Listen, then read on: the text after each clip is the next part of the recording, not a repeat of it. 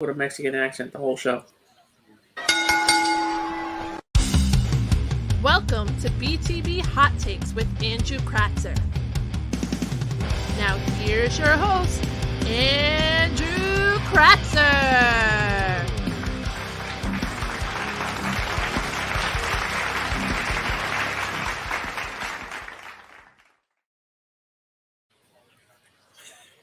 Welcome to another live edition of Behind the Barricade Presents Andrew's Hot Takes. I'm your host, Cowboy Drew Kratz, alongside my co-hosts. Well, she changed his name from Michael Iceberg Steinberg to Welcome Home Cody Michael Steinberg. Mark L. Ray. I can't roll my R's. You better learn, brother. And my lovely producer / co-host, Rodney Harris. How's everybody doing? Howdy, y'all. How's everybody? How are y'all doing? How are y'all doing? I'm doing great, y'all. We is good, yo. Great. We is good, yo.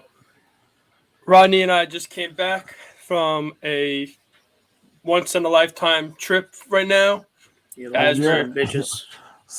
Hello, Aaron Davis from New Orleans, man. Davis, I haven't heard your name in a long time. Man, Aaron, what's How is going everything, on, brother? How is everything in the NOLA? Oh man, down I haven't there? heard from Aaron From in so Nolans. long, man. That's amazing. But That's we amazing. just came back from Dallas, Texas, from WrestleMania weekend. Great weekend. I had a very great time. Me and Rodney had I think, the best time away from everybody. Sorry, Mike. Sorry, Kenny.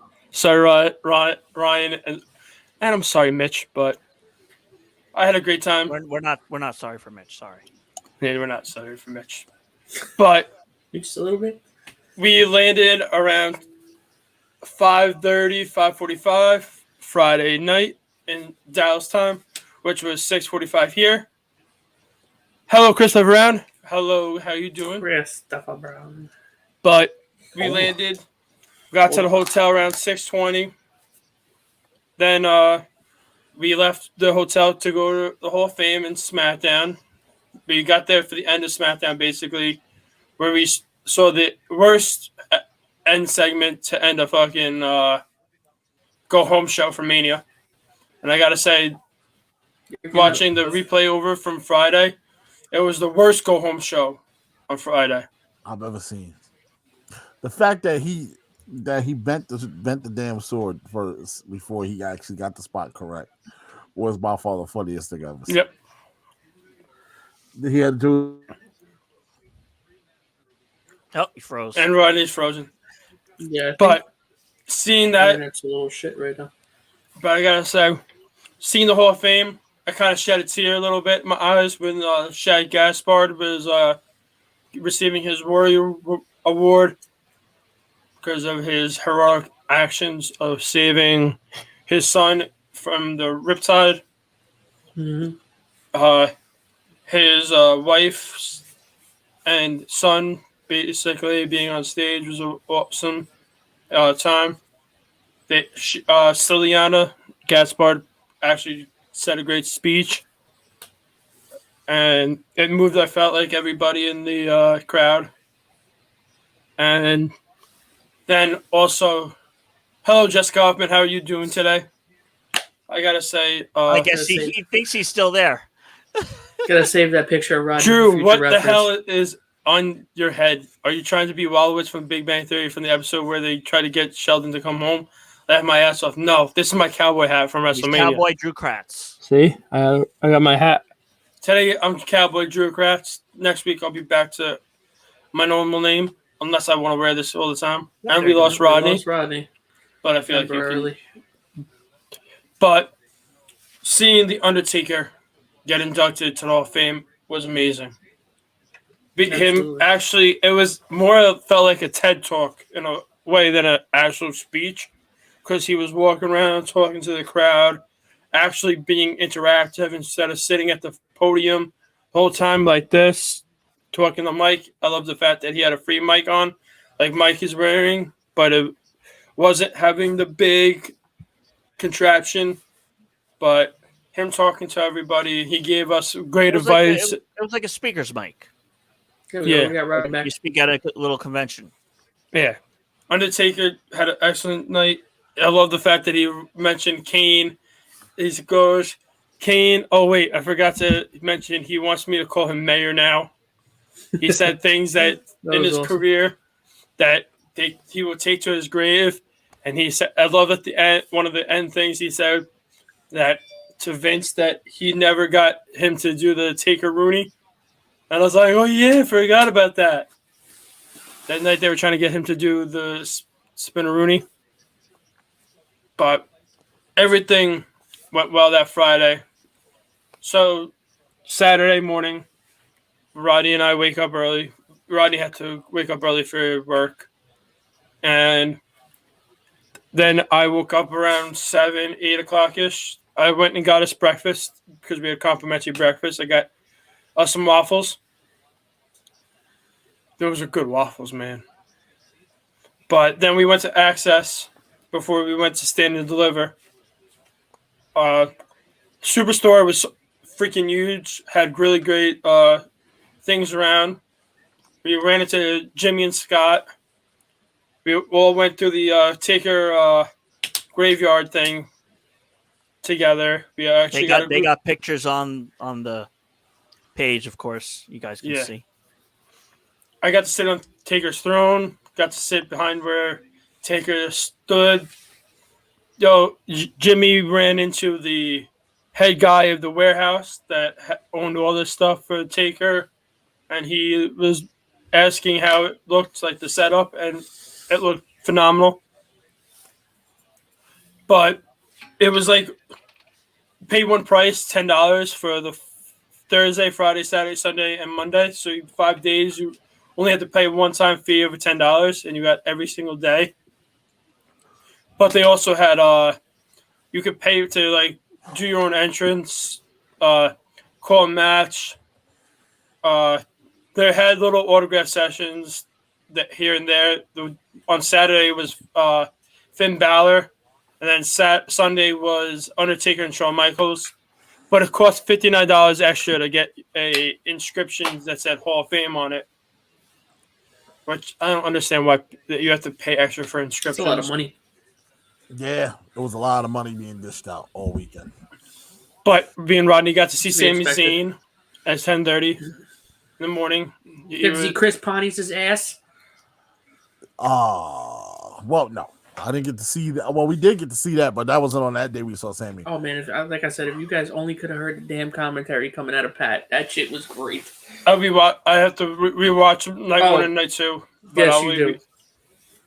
But so after we went to Access, we went to Stand and Deliver.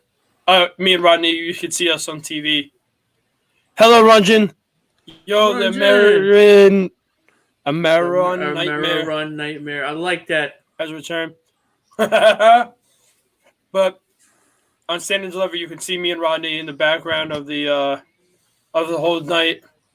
But at 17:10 of the ladder match, like the beginning, you could go in the left top corner. You could see me.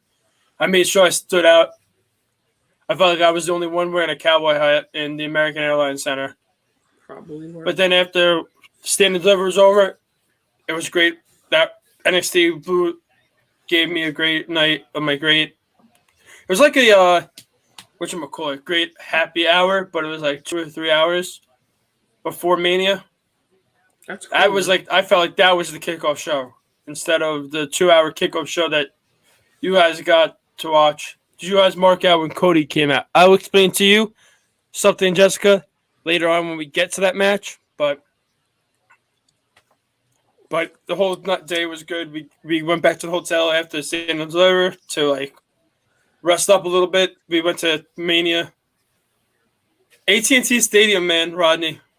What do you rank that as on your top arenas? Because I say that's the number one football arena that I've been at so far, other than MetLife. Like, it's better than MetLife, I feel. I would say so. It's very overwhelming at first. When you first walk in there, there's a lot going on. Even from the first gate when you get dropped off on the street, It's a lot going on in that building, man. Fucking Jerry just has a hell of a job at putting things together. Wonderful ideas in mind, and it fits the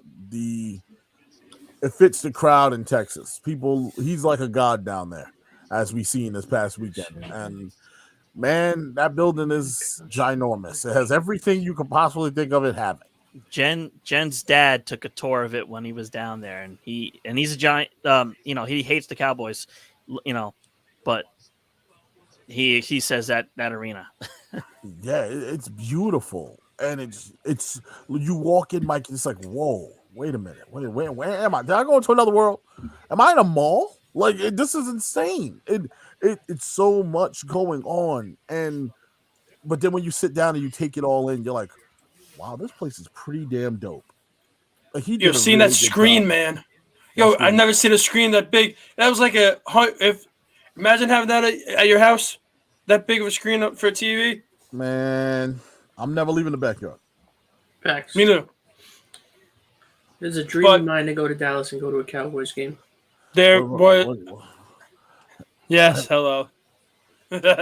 Yes, I'm wearing a cowboy hat, but it's not Kurt Angle's cowboy hat. No, that one's way smaller. How did you take a tour, Mitch? When did you go to Dallas? Was that in the 80s?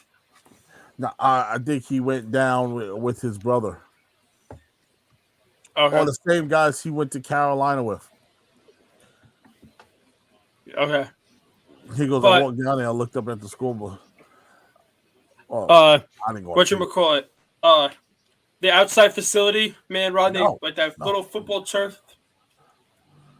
That little football area. I said, you know what? Next time they go to AT&T Stadium, they got to do little NXT versus WWE, like the people that are not going to make the card for WrestleMania. This is how you make them. You can actually have them interact other than access. That little football turf. They should do an NXT versus WWE, like. Damn it, Runjan. Why do you have to make fun of me today? Runjan, you're great, bro. No, but at the end of the day, I think that Andrew is correct. Have something fun going on, like a flag football tournament or something for the wrestlers that's not wrestling on the card or not going to make the cut. Have something going on, interacting with the fans. It'll give the kids some. You can mix in some young fans involved too, some kids, because the kids were playing. They were actually at Access. They were selling these black footballs with the WrestleMania logo on it, fully inflated. So of course, I would love to bring one home, but the problem is I'm gonna have to deflate it, put it in the luggage. There's too much to do. So I said, you know what? Let the kids enjoy it, and they bought one and brought it to WrestleMania with them, and they were playing outside before WrestleMania started.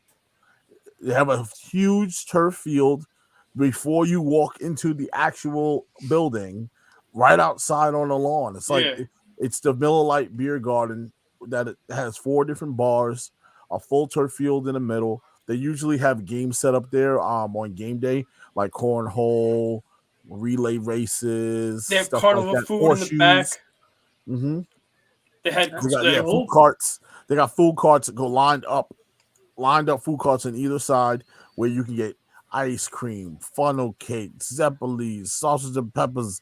I think one had a barbecue pit truck where it was just food, and it's good price food too. It wasn't expensive. Yeah. So, but you eat before you get in there, and then when you get in there, you eat some more. Like and plus order to your seat, and no matter where you are. Because night 1, like Mark said, me and Andrew was able to see Jesus where we were sitting. And then night 2, Jesus blessed us and they got us down low. Night 1 was rough for you guys. Yo, night 1, it wasn't that bad, but I was sitting next to a guy that looked like an actor from a TV show that I watched.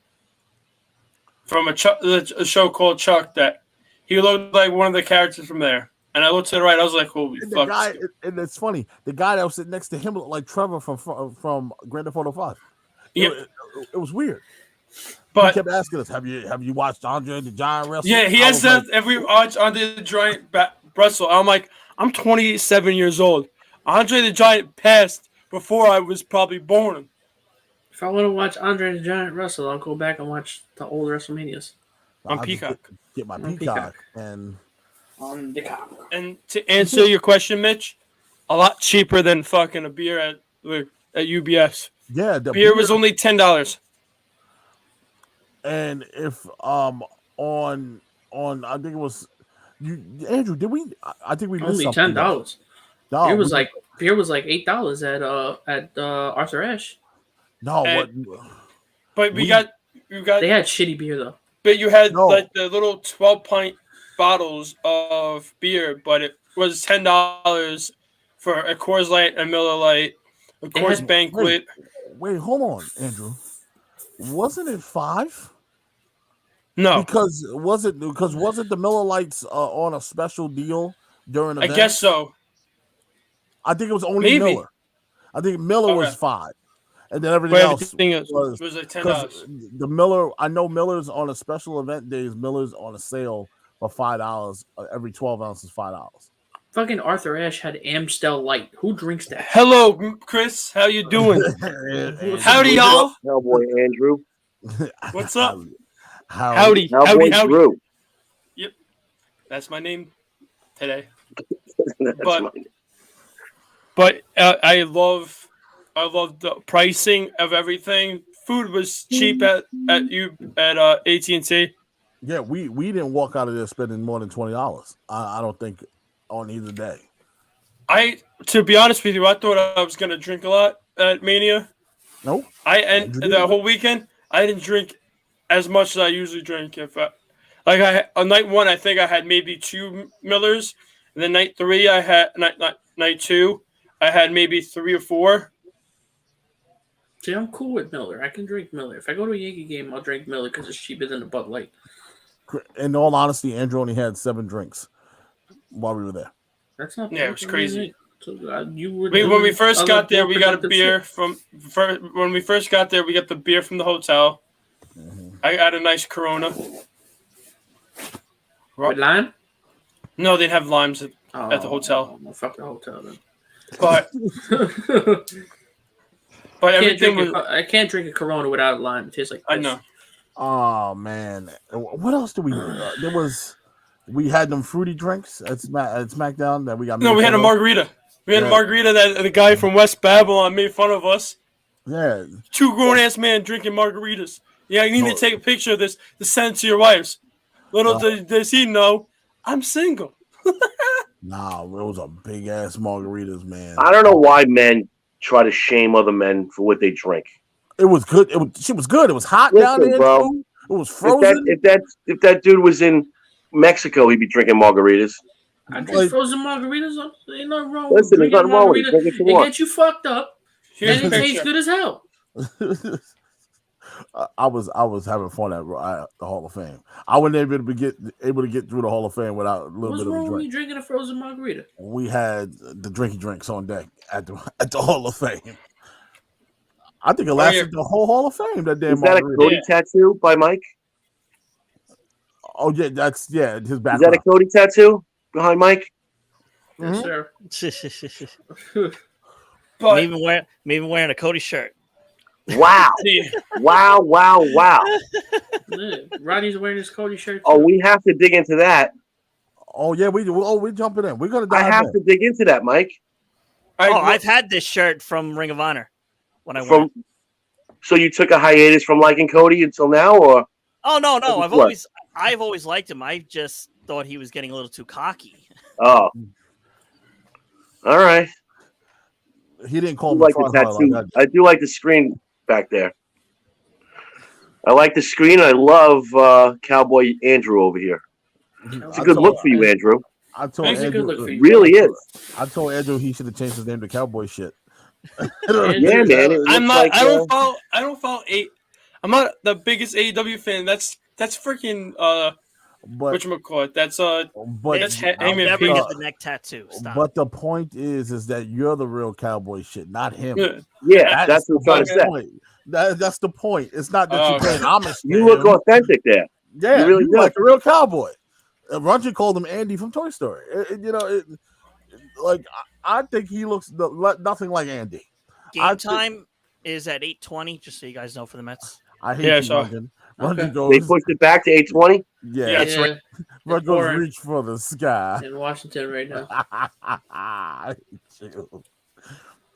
And then Jessica Alba goes, to me, who cares what anyone chooses to drink? It's what you love. Exactly. Exactly. Listen, that margarita, it was cold, frozen, They taste refreshing. good. They're refreshing. Me and And Andrew they was get one fucked up. Like I said, I had anyone a that goes, sangria. I had a sangria at my Christmas party, and I'm not a sangria person, and it was awesome. it's delicious. Anyone that goes to Mexico is going to drink margaritas and sangria. So stop it. Cut it out. These guys didn't tell you they're the real men. When I was down at JetBlue University, I had a fucking Blue Hawaiian from the bar. Hawaiian, that sounds so good. Blue Hawaiian's great, bro. We had a great night one. We were sitting next, like Rodney said, we were sitting near a guy that had looked like Trevor from GTA. Jen. We had Jen. Real men drink margaritas. Damn it. But night two, put it on a shirt. We got blessed, like Rodney said. We moved down to the club session, and I was sitting next to a guy that wasn't supposed to be sitting next to us, and I was constantly scaring the shit out of him the whole night. It was the funniest thing in the world.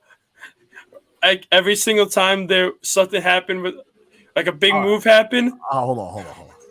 Wait a minute, Andrew. Now we all know how Andrew gets excited at live events. Oh no! Do not bring up what I said. With his hands, how his hands go like this. What did you say, Andrew? You probably weren't supposed to say. Convulsing. But I let Andrew be Andrew this vacation. I was not going to put restraints on him. I was going to let him have a good time. He doesn't get to get out and have a good time a lot. Mm-hmm. And the kid was going to let his head down and have a good time. So and look what the result is. And look, he turned into a cowboy. Turned into a cowboy. Came back a cowboy. But also, Rodney, I will tell you. No, he's not talking about the Hall of Fame, Mitch. The funny thing I said that one night on night two, when Sasha and Naomi did that one move, you couldn't stop laughing. Oh no, me and the guy next to us, because I was in the middle of drinking my Dr. Pepper, and all of a sudden he yelled out a move, and it was quiet. And the guy next to me made me laugh. Then I'm almost choked at the same time while he's yelling out moves. Well, Andrew was starting to get hyped up because night two started to pick up steam, right? It started to really get going. And it was during I believe it was during the tag team match. The Fatal 4-Way tag team match. Yep. And when Riddle hit the RKO off the top rope, which was a dope moment live. Oh my God. I wish you guys were there. It was good. It was such a cool moment to watch live. That was a really good spot. When he hit it, Andrew jumped up out of his seat and scared, I swear, this man's soul left out of his asshole. That man, the soul was sitting in seat, body was left on the other end of the aisle. He scared the daylights out of this gentleman. Which was this? It was when he hit the what seemed to be the RKO off the top rope on Montez Ford. And Andrew jumped up and goes, "Oh!" It just started shaking. The dude next to him, I swear, he turned sheet white. He got scared. And all night, Andrew's been doing this to him. And clearly, the man's in the wrong seat. His buddies are sitting in the 2 seats. Those are their seats. They called him down from the 400 section because they know nobody was sitting there. And he was in for a rude awakening. Because he kept giving Andrew dirty looks the whole night. Like, yeah, he kept on giving me like this stare. Like, I'm enjoying my life. But the one move, aren't you supposed to be excited? Aren't you supposed to have fun? Exactly. Yeah, what did you come to Mania for? Rodney, when you almost spit out your Dr. Pepper, I said when Naomi and Sasha both hit the double eat the feet. Yeah. He goes, all I heard was eat the feet. I was like, what? I was like, what?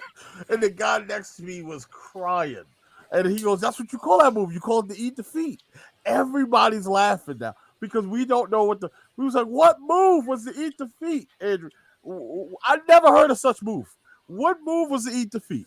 But it was so funny. Apparently, according to 2K22, there's a fucking move called the sliding D. Okay. Is that like a Blumpkin? Oh, it's a finishing move too. Sliding D. I don't not want to know. The Blumpkin, though. It's Gail Kim's finisher. I would have died. Eat the feet. If he would have yelled out Blumpkin, I swear to God, I would Me? have. I would have collapsed. No, Andrew, is that the real name? Eat the feet? Yeah, it's EAT and then DEFEAT. Let's make sure you don't have a foot fetish. No, I don't have a foot fetish. Oh, Because- defeat.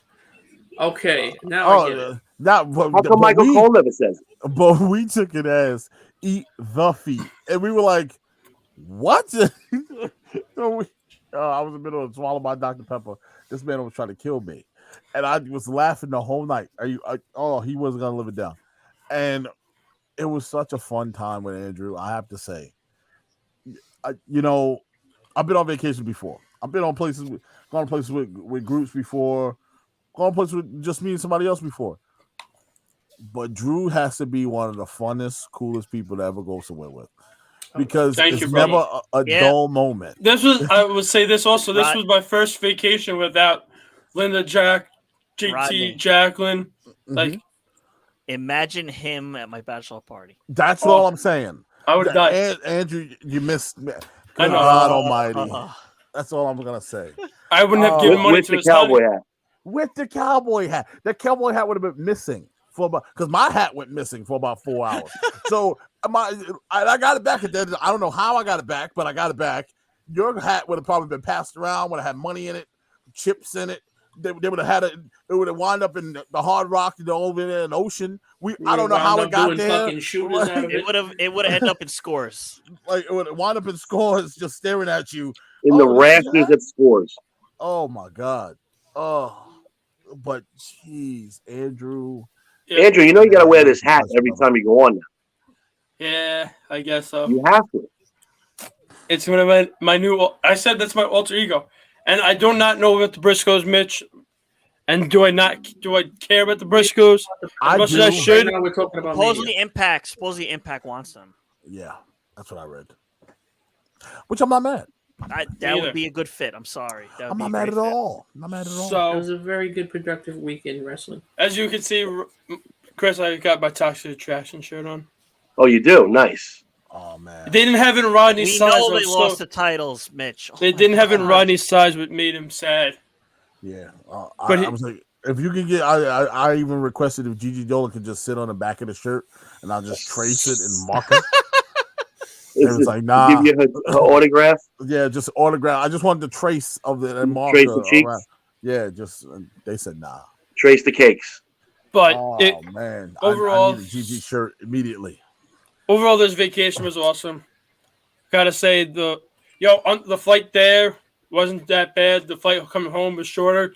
Rodney and I got a free beer on the flight. I don't know how. I just love this. So Crazy. they send a picture of them sitting sitting there, and I texted and I said, "Is it me or is that aisle very small?" Yeah, the plane small. And all of a sudden, Rodney's like, "Or am I just fat?" I was like, no, I was like, either I'm the fat man on the plane or this aisle is hella small. There was guys fatter than me on the plane, so the aisle was small. Just small. We had tiny. We had awesome people sitting next to us. I had a nice couple that was sitting next to me. Rodney had a father and son. The flight there. On the way back, he had two random people, and Rodney did the nice act of kindness and purchased. What airline did you guys fly with on the way back? JetBlue. JetBlue there, JetBlue back. Oh, and the aisle was that small? You're probably on an E190. So Rodney did the act of kindness, and the guy in the middle of the section forgot his headphones at home.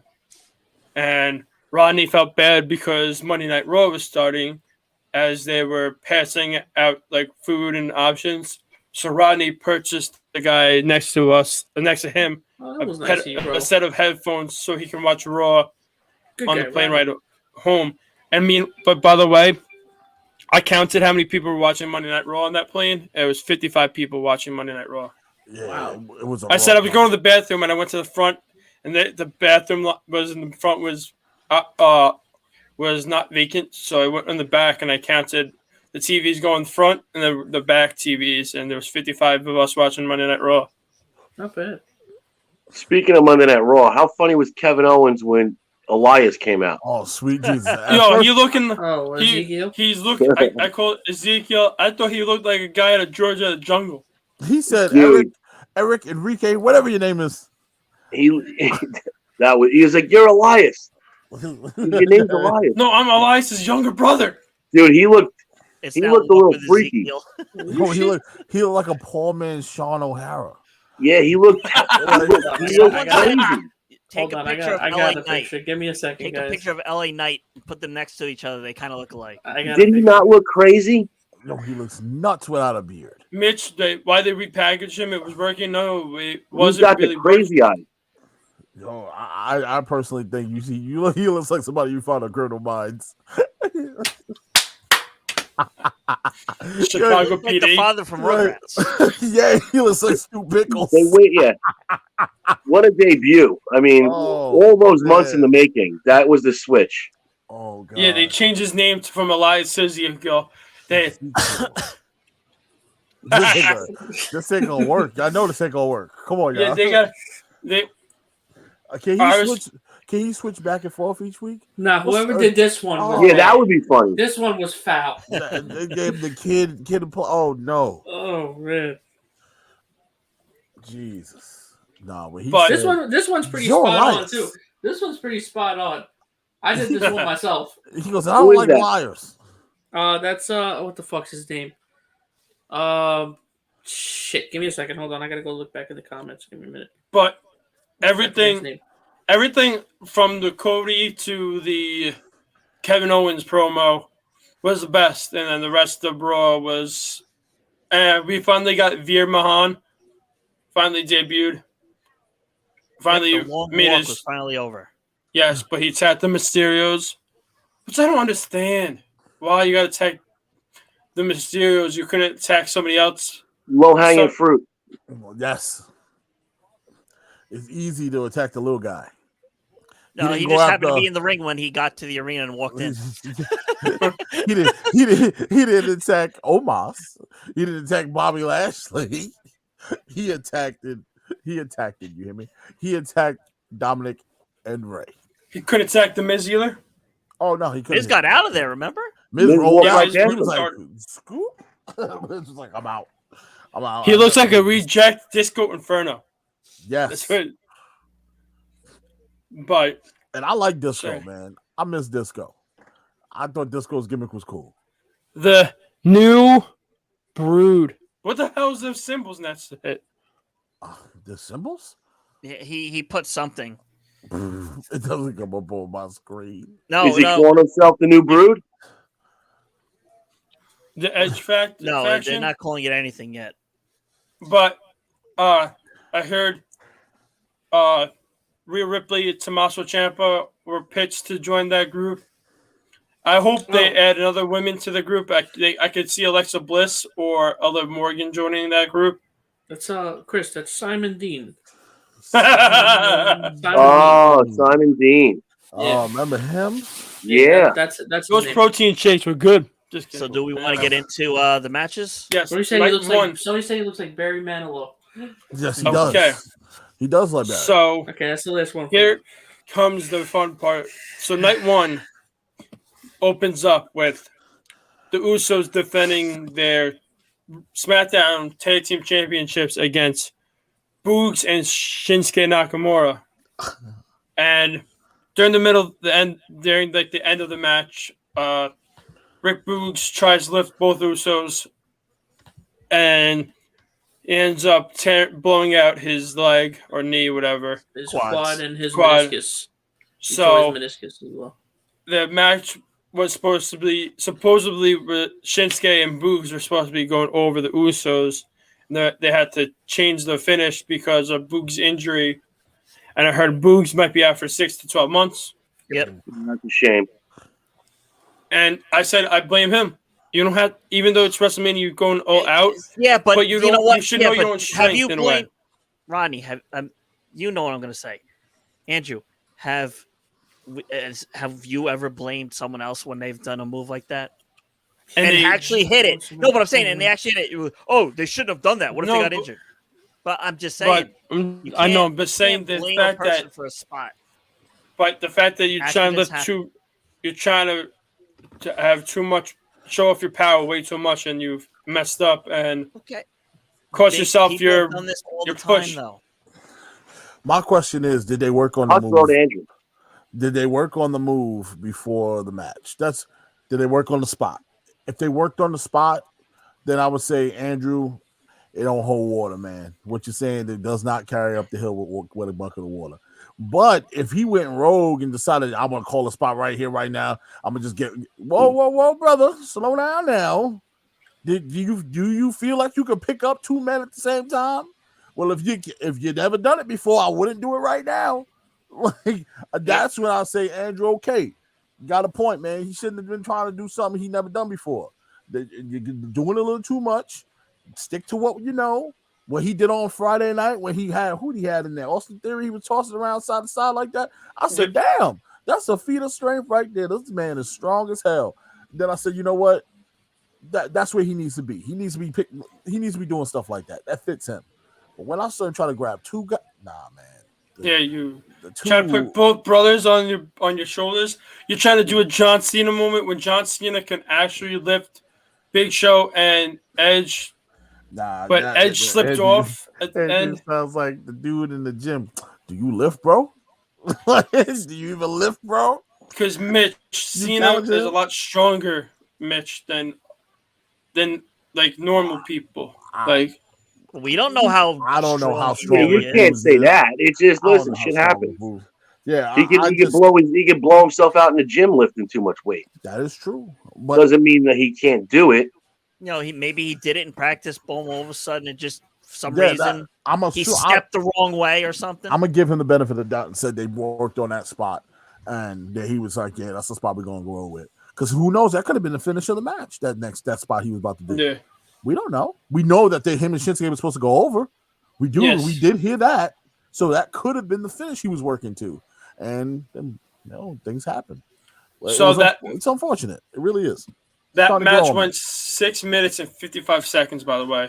6 minutes, 55 seconds, way too long. Yeah. That was the shortest match of night 1, by the way. It should have been. It was terrible. That was a match that Come on, how do you start out the WrestleMania weekend? How do you start out with that match? Yeah, I don't know.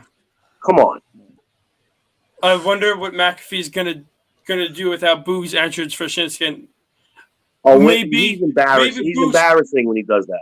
I love Pat McAfee, but it's embarrassing when he jumps up like that. No, but it makes it better. And then Mitch, he won't be back by SummerSlam. But it's too much. But it's the same thing that I like the fact that Pat McAfee has actually charisma during entrances. While meanwhile you see Jamie Smith, Brian Saxton, Corey Graves, Michael Cole, Jerry the King Lawler, all just sitting there, just waiting. As they should. Was Tony Schiavone supposed to do a jig when people come to the ring? JR do the worm? Fuck JR. I'm done with that. Does Joe Rogan dance before a UFC fight? I don't know, but Pat McAfee is a different entity. It's too much. Too much Pat McAfee sometimes. Picture in my head, Tony Schiavone doing the jig. The homeboy in the cowboy hat doing the worm. I can't. Too much McAfee sometimes. But you know what? McAfee, to me, it helped Boogs get over. Yes. Because nobody gave a damn that he was coming out here with this guitar and playing for Shinsuke. But until that man hopped up on that announce table and started dancing to his guitar, that's when people start focusing on Boogs. Maybe that man can't play the guitar. But guess what? When he gets back from injury, no one's going to give a shit. That's the problem. That's the bad part. No one's going to give a shit. Maybe he can play a ukulele when he comes back. I say you should start with the ukulele and work your way up. No, but here's the thing that I think that can happen. If he's able to be in like a type of motorized scooter or something, he could still play the guitar. I figured it out. Hey, I got it. WWE could not have two guitar gimmicks, so they had to cut one. Sorry, Elias, you had to go. Yeah, but see, I got a way they can come full circle. Ooh. When he comes back, you can pair him with Elias as the new and improved Village People. No. They can call him. He's got the mustache, right? You can put the vest on, Elias, and there you go. Oh, man. So That's great, man. What about scores here? So I gave that a 2 out of 5 stars. 2 out of 5. I'm giving That's it generous. 1 point. I'm giving it a half a star. I'm getting a half. That's generous. Damn.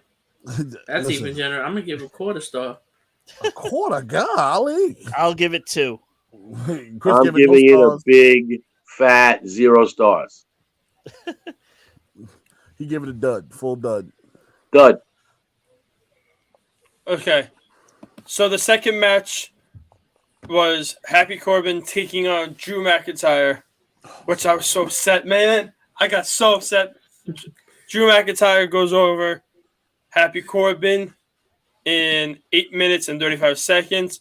But I got to say, props to Baron Corbin, or Happy Corbin, for allowing Drew McIntyre to be the first one to kick out of his end of days, the most protected finisher in all WWE, but it's now no longer going to be protected because I feel like people are going to be kicking out of the end of days left and right now, which is kind of like annoying because I like that one finisher that nobody was able to kick out of. Like, It is a nice finisher. I like the deep six, actually. Me personally, I'm a big fan. Now, Andrew tweeted out or posted up right after that match how he's done with Drew McIntyre. I'm done. Yeah. I'm getting Drew McIntyre shoved down my throat. You should have seen him in the seat. God, I'm done. I'm finished. I'm done with Drew. But also, I've had it. I'm up to here with him. I gotta say the one dumb spot during that match was where at the end of the match where he fucking cuts the ring ropes. Like, that was not necessary. That was funny. Sorry. No, it was not necessary because the Mysterios were coming out because they're the next match against Logan Paul and The Miz. They were coming out and they were still putting the ring ropes on. I have a question for you guys. Go ahead and finish your thought, Andrew. They were putting the ring ropes on and they were coming to the ring. And I'm like, why did they have to have this spot during this fucking match? They could have did that before. Maybe they could have put this match on before a different match that had a longer promo to it. Yeah. But they were still fixing the ring ropes as the Mysterios are coming out. And what is Dominic and Ray supposed to do while they're fixing that? The ring ropes, they're supposed to go up on the top 4 of the top of the turnbuckles and do their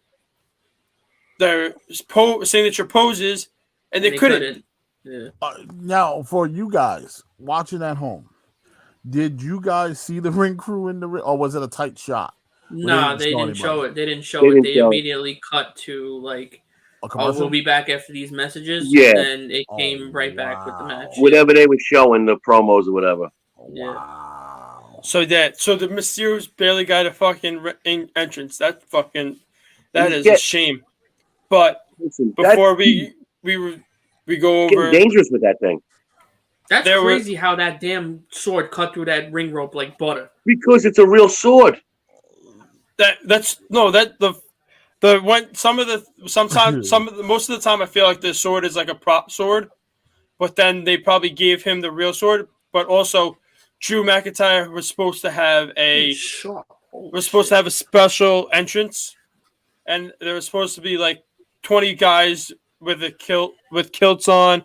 They had all swords, and Drew actually cut the special entrance because he rather had more of the attention focused on himself, so people would know him as Drew McIntyre instead of 20 other guys with kilts and swords coming out.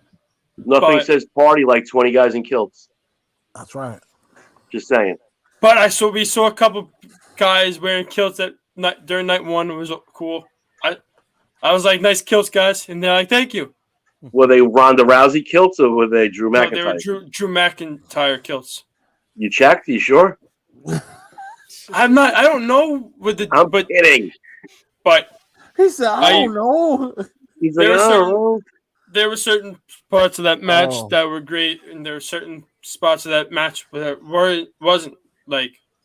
It was like the same old bullshit with Drew getting beat a lot, and then he does this comeback thing. That's 90% of the faces. Drew, man. Come on. 90% of the faces get beat up the whole match and come back. Look at John Cena. Everybody's road dog until they make the hot tag to Billy Gunn. Come on. Mitch said Andrew looked under just to make sure. Hell no. He beat me too. I was gonna say Mitch, but I didn't say Mitch, I hate you. I was there. What did he say? Under. Mitch said Andrew looked under just to make sure. What was my favorite entrance, Jessica Hoffman? There were so many good entrances. My favorite right now, my favorite entrance probably was Edge's entrance. The whole Mania. I liked it. I watched it back. I watched it back on like Peacock like yesterday, and I was like, "Holy shit, that's what it looked like." Like I really didn't think that I was gonna personally like Edge's new theme song and entrance. I love it now. Now that I'm like, I saw it on Raw again, and I'm like, that's fucking awesome. As cool as it was, do you think what would the pop have been like if he kept his original entrance? I don't know. It would have been right. It would have been this because he was a heel. If he was this heel in this situation, I feel like he would still have got booed if it was Metalingus. No, I think once that Alter Bridge song hits, I think the crowd goes nuts. But if he's the heel in this, I don't think they care at that moment. That's such a tough question. What was my favorite entrance of the weekend? It's a lot of good ones. One I didn't really like was unnecessary. Was Braun Breaker's NXT entrance where he had the freaking sword, styrofoam, styrofoam, and they leave all the pieces on the entrance. On the but he pretty much did that same entrance the last time, so it's not like it's that chapped Andrew's ass, the pieces being all left on at the top. But I'm like, what the fuck is being left? Why don't they come out here and clean it up? Why they left it there? I was like, Andrew, I don't know. I'm not working for the break room. Give me the last match, please. Because it's annoying. They should clean that up. But Who's the third member? I love the Edge's entrance because I really like the throne. Him rising on the throne to around the Ring of Fire, basically. And props to gosh. Imagine he had Ring of Fire as his song. Like Social Distortion. Oh man, I think if I had to pick an entrance, are we talking like the get up of the entrance? Or are we talking pop included? What about Mandy Rose? That was a sweet entrance. That was pretty damn dope. I was like, Mandy's was pretty dope. Mandy's was pretty dope. And I have to also say,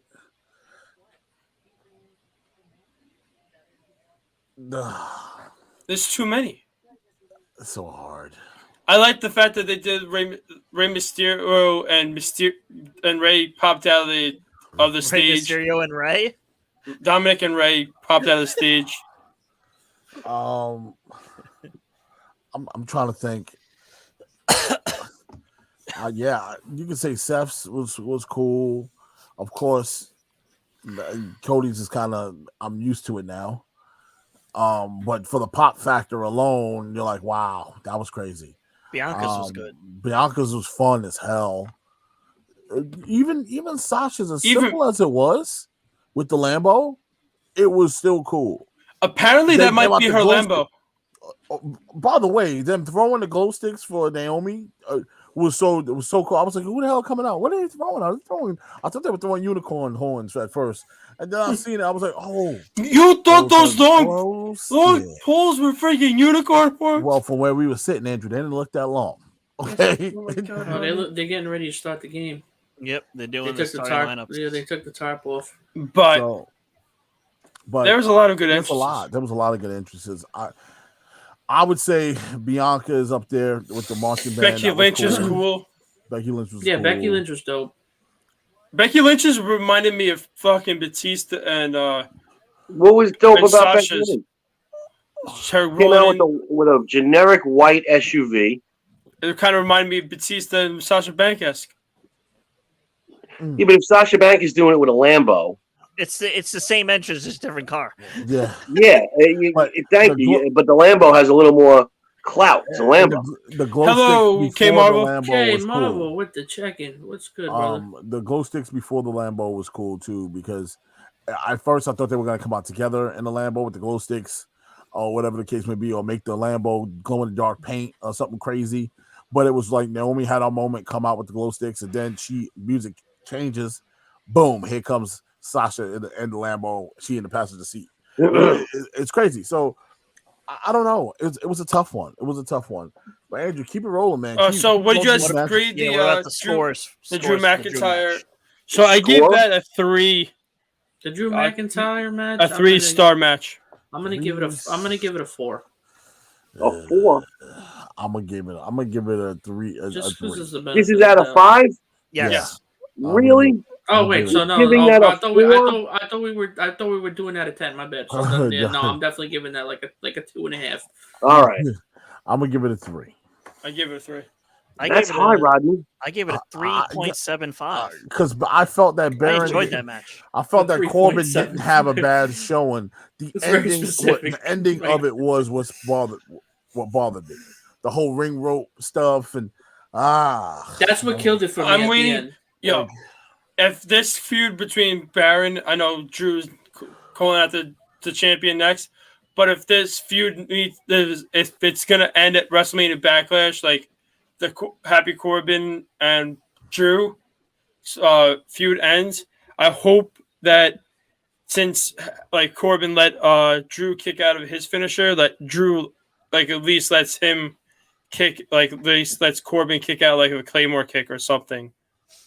Like one of Drew's big moves in the future, like.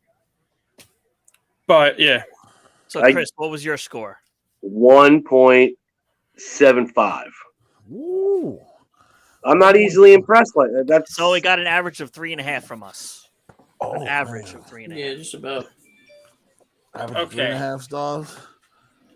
So the next match is Dominic and Rey Mysterio taking on the team of The Miz and Logan Paul, who really impressed me. I know if you could say there are other people in the ring that helped out a little bit. Well, I gotta say, Logan takes 2 to tango. But Logan Paul had a really good showing, and apparently Logan Paul impressed the boss enough for the boss to turn around and tell him, "You always have a home here. You are a natural wrestler." Yeah. The match wasn't bad. Are we gonna get Logan Paul versus Bad Bunny? No, him versus Miz as next. But apparently there's a clause in Rodney was telling to me while we were playing Fortnite last night that there's a clause in Logan Paul's contract is that he has to be will be a baby face at one point. Then Mike said yes. Mike I said that. If there's a clause in his contract, that's why Miz turned on him. That he gets a face run in WWE. But the end result was The Miz and Logan Paul going over by pinfall in 11 minutes and 15 seconds. Yeah. After Ray gets Dominic gets thrown on top of Ray by The Miz. The Miz hits a skull-crushing finale, pins up Ray 1, 2, or 3. Yeah. But there was a couple botches in that match. Dominic couldn't save it. A couple. There with the one pinfall that happened. Miz missed on the outside where Dominic did the outside dive off the top. Miz was just completely out of place. There was quite a few shots where they just didn't get all of it. Like, but it's crazy. Overall, other than the botches, I'm not letting that make me hate that match. other than the botches, everything went really well. You got to see Logan Paul actually do the Three Amigos, then the Frog Splash. He did that Frog Splash pretty well. He did pretty good. I don't like the kid. I just don't have no. You don't like I know. Nobody likes the kid. Yeah, me personally. Nobody likes the kid or his brother. Oh, but I will respect what you do when you got to get down to it. It wasn't terrible. I'm not a fan of the Paul brothers at all. They're both assholes. They really are, especially after that bullshit that Logan Paul pulled where he did that. I don't know if you guys saw the forest thing where he shot the dead body with the camera and like actually showed it on camera. Oh, so what would I give the grade for this match? Yeah, what would you guys give the grade? I'm gonna give it a 3.5. As will I. Give me 1 second, fellas. I gotta grab my food. I was gonna give it a 3. Here, I got a question for you guys. And do we see Dominic turn on Ray? That's if we see that happen. I heard a thing that Ray. I mean, the only reason why Dominic does not have a mask yet is he has to earn it. And he certainly hasn't earned it. I could see eventually that he faces his father, and at the end of the match, Dominic gets his own mask from his father. Dominic needs to go. Do you think, Andrew, that match is a face-on-face, and then once he gets his mask, he turns on the dad, say, "Now I don't need you anymore"? Yeah. Yes. Yeah, I wish Dominic would just go down to NXT for a while. No, just go. No, why don't we get a real lucha libre because it's Escobar? But here's the thing: you could say the same thing about anybody. If Eddie Guerrero had a son in the business, and instead of having 2 daughters and had a son, you would think Eddie's son would be right now wrestling as well. I'll just put it to you this way: Rick Steiner has a son. And he started out at NXT, but Dominic Mysterio was right on the main roster, and he's not ready for prime time. So how does that work? I think NXT will benefit the kid a lot. There's a lot of holes. How does that work? How does Dominic Mysterio especially 2.0's NXT? I think more than the original NXT. And I think him working with a guy like Escobar can really elevate him and help him. He can learn a lot more from Escobar than he can learn from his dad. Let me ask you guys, what is intriguing about Dominic Mysterio? Nothing. Nothing. I can see the fact that he's Ray's son. I think that's the only thing. Nothing about him is intriguing. I'm back. So, Chris, what was your score for the match? El Gigante. That's what he looks like. Go look up El Gigante. He's got the same mullet. Yeah. I got to be honest. Go check it out, Roddy. Put it up. I got to be honest. I was I know what you partaking in some intermission 420 times, so I didn't really watch most of it because the 4 of them I don't have time for none of them. So I'm not going to give a grade to ruin the curve. Well, I watched the ending. I gave it a 4.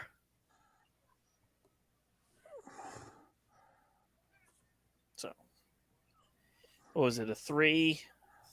Where the fuck? You guys know my feelings on celebrities in the ring. 3.5 average. Here's a thought that would give you nightmares. Imagine the Paul brothers tag team in WWE. Hell no. Chris, by that line of thinking, why are we being subject to the Los Lotharios? That gimmick is bad enough to give people fucking ulcers. The kiss can thing is so who's stupid. That? That is very crazy, Chris, because without the body suit and the height, he does look fucking. It's tell me it is. It's El Gigante. Wow, for those wears a similar freaky bodysuit. I will Venmo $5. Who knows who El Gigante is without looking it up? Andrew, what was the comment? That said, Chris, by that line of thinking, why are we being subjected to Los Lotharios? Who said that? Christopher Brown. But Los Lotharios, that gimmick actually works for those two. That works a lot more than Dominic Mysterio and his 55-year-old father. That's Angel Garza and Horberto. Angel Garza and Humberto Carrillo. Horberto Carrillo. That actually works for them. And both can wrestle. I mean, come on. How many years are people going to go nuts, clamor over the 619? But I think if Dominic could go to NXT 2.0, get better in a way, put on a better showing in NXT, then actually get called up and not have to be that way of everything. I want to see the kid earn a mask, man. NXT 2.0 just got better. You don't want to dumb it down by moving Dominic Mysterio down there. He's not. Come on, let's just face the facts. He's not interesting. I'm interested in this whole father and son tagging. It'd be like crazy if you saw Braun Breaker and his father tagging. No, I don't want to see you never know. In the ring. You never know. That might end up happening the way things are looking. You know what needs to happen? Dominic needs to become a bump monkey. Hey, listen, after what happened on NXT to Rick Steiner on Tuesday, I'm pretty convinced that man got his pee-pee touched.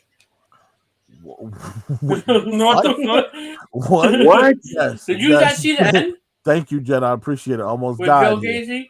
Yeah, yes. Joe Gacy. Yeah, and the man that I called the Diddler? Chris probably hasn't seen that. He probably didn't watch it. Don't give it up. Don't give it up. Chris, watch it. It's weird. But yeah, so moving on to one of my favorite matches. Here comes probably the matchup, like the whole night one. My night one favorite match was Becky Lynch defending her Raw Women's Championship against Bianca Belair, and Bianca Belair defeats Becky Lynch by pinfall in 19 minutes and 10 seconds. There was a couple of times in the match that was like really crazy. There was a few botches. Yeah, Bianca accidentally kicked in the face by Becky after doing the Molly go round. Yeah, and then her eye being swollen shut. Yeah, that was bad. But she still kept going. The show must go on. And now Bianca Belair is the first woman in back-to-back Manias to win the Raw and SmackDown Women's Championships. Not what Mike said.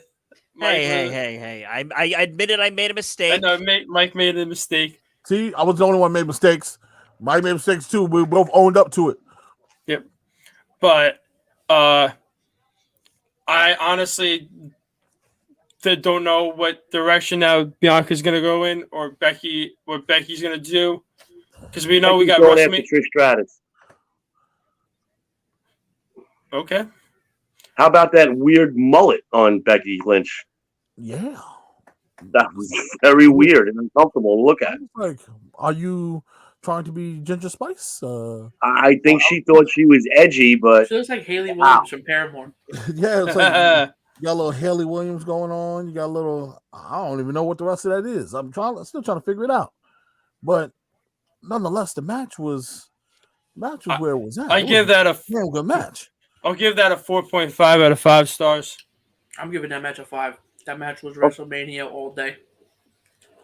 A 5? A 5 means you've never seen anything better. Listen, Chris. I'm asking. A 5 means you've never seen anything better. I saw what I said. I stand by my shit. All right. I'm just trying to. A man stands with his convictions. All right. I'm gonna go 4. I thought it was very, very good. One of the best matches I ever seen as far as women go on a WrestleMania scale. It wasn't better than her and Sasha last year. Yeah. But it was one of the best matches I've ever seen Bianca Belair have. Mm-hmm. Let's just put it that way. Chris, what about you? I give it a 3.5. Okay. Well, I gave it a 4.75. That is tied with one of the other matches as my favorite match of the weekend. And now, and that average, that's not right. Like a 4.5, right? Something like that, yeah. So yeah, Bianca Belair, mega babyface now, shows that she's a warrior with the whole eye situation.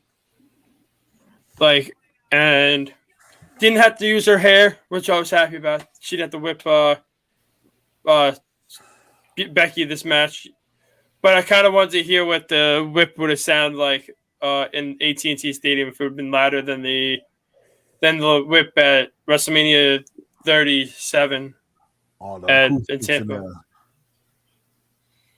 But here comes the match that Rodney said to me beforehand while we're in the Uber. If Cody Rhodes comes out during the match, during Seth's opponent, I will buy you a mini belt at the Access store tomorrow. Anyone you want. So Seth Rollins. Wait, Rodney, do you want to say something? Yeah. Oh, okay. Jessica Hoffman. This is what I was talking about. So I'm gonna come out here publicly and say I eat my words. I was wrong. Dead wrong. Couldn't be more wrong than wrong. And even though this did not convince me to listen to Dirt Sheets whatsoever, I said I'll believe it when I see it. I saw it, and I was wrong. I said he wasn't coming. I felt it in my heart that he was not going to show up. I just felt that it wasn't just maybe he wants to go and do his own thing. It wasn't a wrestling thing. It was a personal thing with him. I'm not going to lie, though. When the lights went out, I thought it was Bray. Andrew screamed, "The Fiend? The Fiend?" There's a video. Like, there's a video. A couple people posted on Facebook. They're like, "It's Bray Wyatt." I thought it was Bray. I thought it was Bray because the lights went out and everybody put their lights on their phone. Yo, as soon as the lights went out and the pyro went off, I was like, "No, do not be the Undertaker. Please don't be the Undertaker." When those pyros went off, you knew it wasn't the Undertaker. Why would he have pyro like that before he comes out? I don't know, but to throw off the crowd. No. That was the worst kept secret. But go. So yeah, but what's funny, Chris? Wait. What's funny, Chris, is all the people on Facebook that were calling it a work, saying he was going back to AEW. Oh, I know. Are now burning their Cody Rhodes action figures. They're idiots. Yeah, that goes into we discussed so many times the fanboys that aren't in on the whole thing. So Roddy never called it a work. That's one thing you never heard Roddy say. I never said Roddy never said work. You just said you don't. I just felt that he wasn't that he signed and wasn't coming. I just couldn't believe it. I said, "No, I just don't believe it, man. I believe it when I see it, but I just don't believe it." Well, but this is the mini belt. So that's the mini belt. Yep. The Smoker Skull belt. Nice. I like that. So snake skin on the inside. That's kind of cool. It barely it barely goes on my wrist because my wrist is so small. But let me just say, Mitch, Taker had to come out the second night just in case people weren't there night one. Not everybody goes to both nights. But whatchamacallit? So Seth Rollins comes out with this awesome entrance with the people trying to do the whoa, and then so the lights go out. You hear the pyro goes on, and then you hear wrestling has only one true royal family. No, it's more than one. More than one.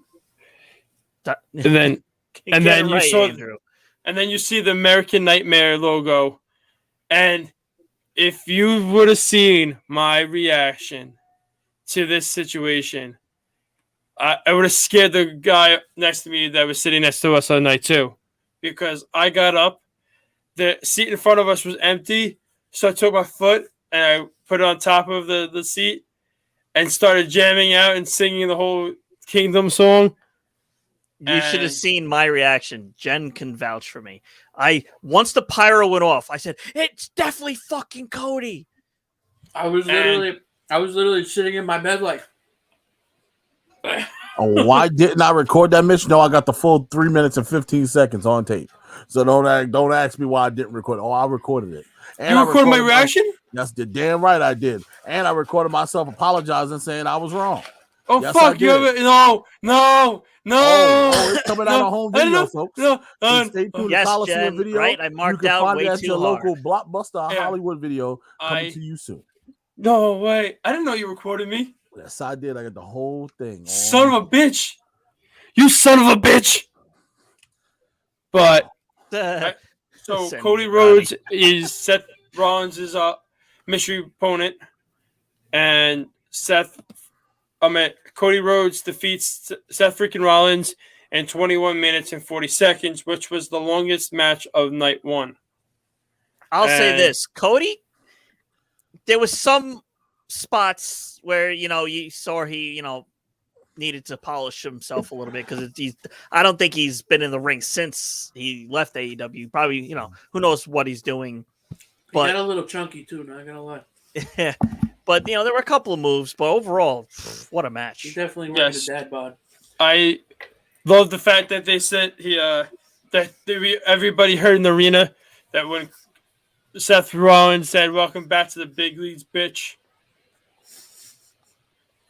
I love the fact that I love the fact Cody. I didn't even realize it until I rewatched it. He did the cartwheel and then the Stardust thing with his hand. Rodney, didn't you say that they had he had a handshake agreement that he couldn't say Cody, Stardust or representing Stardust? Cody said it in an interview. He goes, "I had a handshake agreement that I wouldn't be brought up about Stardust. I don't want to be remembered about Stardust. Nobody talked to me about Stardust. Stardust doesn't exist to me anymore. And the first thing I do when I got in the ring was do a cartwheel and do the Stardust impression." He goes, I broke my own rule. Like, what am I thinking? Like, and then his promo when he says, "I left them in the dust." Like, I was. And he goes, "I broke my own rule. Like, what's wrong with me? Like, how do you not bring it up?" And another thing, guys, in the comments, and I had talked about this before the show. Cody in his promo quoted Kung Fu Panda. And I thought it was the funniest thing. He said, give me 1 second, I'll find it. He said, and I quote, "A man often finds his destiny on the path he takes to avoid it." And that was literally what Master Oogway said to Kung Fu Panda. Hello, Dave Sean. How you doing? Dave Sean. What up, Dave Sean? You're a wee late, but we're going over WrestleMania night 1 right now. We're up to the Seth Rollins Cody Rhodes match, but I also love the little tribute he did for his father. Yeah, it was good. And then hitting Seth with 4 basic straight crossroads, and Seth. I will applaud Seth for taking the. You could call. What's the voicemail number, Rodney? You're muted. You're muted. Come on, buddy. I was watching your reaction in this video. It was pretty funny. Oh, fuck. So the voicemail number is going across the bottom of your screen: 631-319-7958. Woo! So. Yeah. Just to give you guys a little taste of Andrew's reaction. Oh no! This is the first time I'm actually seeing my own reaction. Well, you're not gonna see it. You're gonna hear it. Fuck.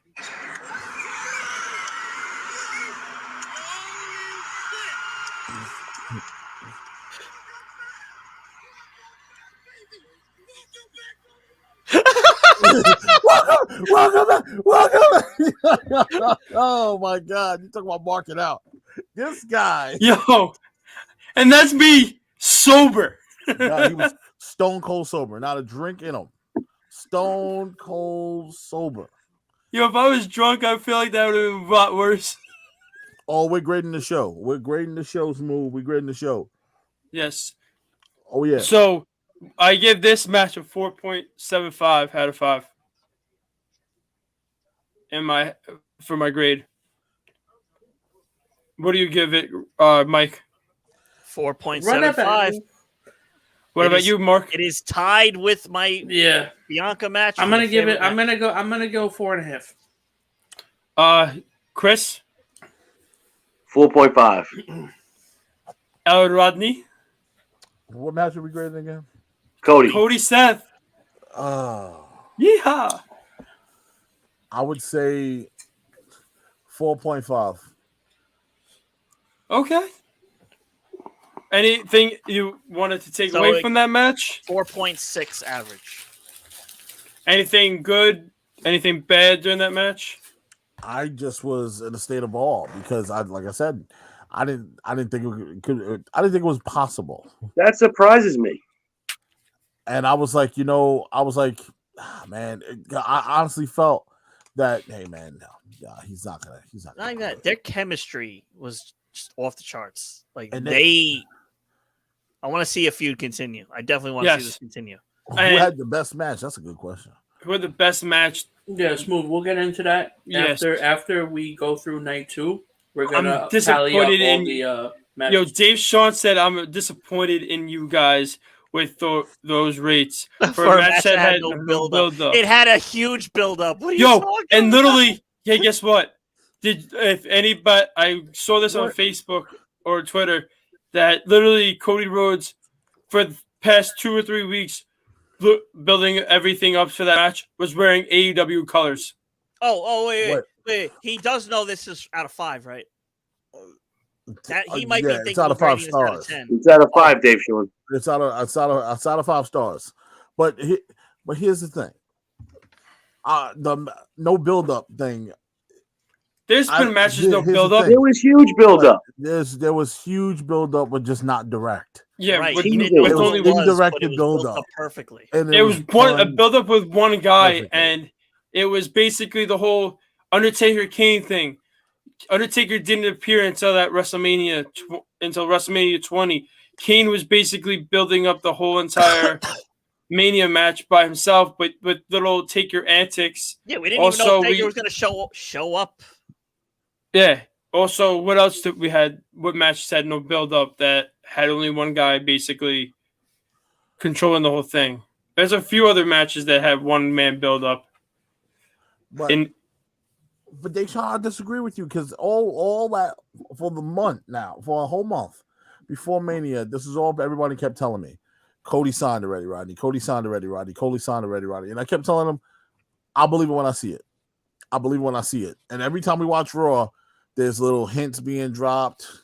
Seth using the nightmare term a lot. It was big hints being dropped. In Chicago, them chanted Cody. He goes, rumors are very cool, but they don't get the job done. And he's alluding to it, not really talking about it. The Miz started it off. Yeah. Dropping hints. Mm-hmm. Before he broke out Logan Paul. Yep. Did you guys laugh when Steve Austin stunned Vince? Oh, I was cracking up. That was terrible. It was awful to watch. It was terrible. Read the behind the scenes stuff of how they were all laughing? And Vince said, I don't care. As long as everyone laughed and had fun, who cares about how I took that?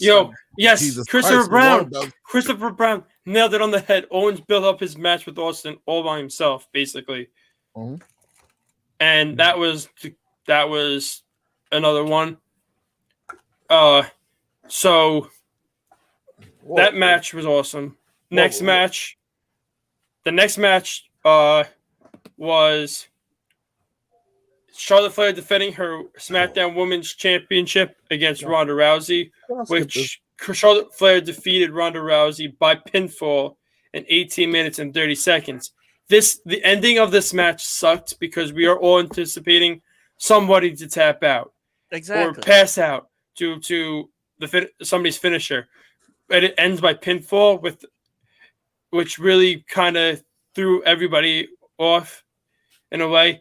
Maybe Ronda didn't want to submit, didn't want to pass out, or Charlotte didn't want to tap out.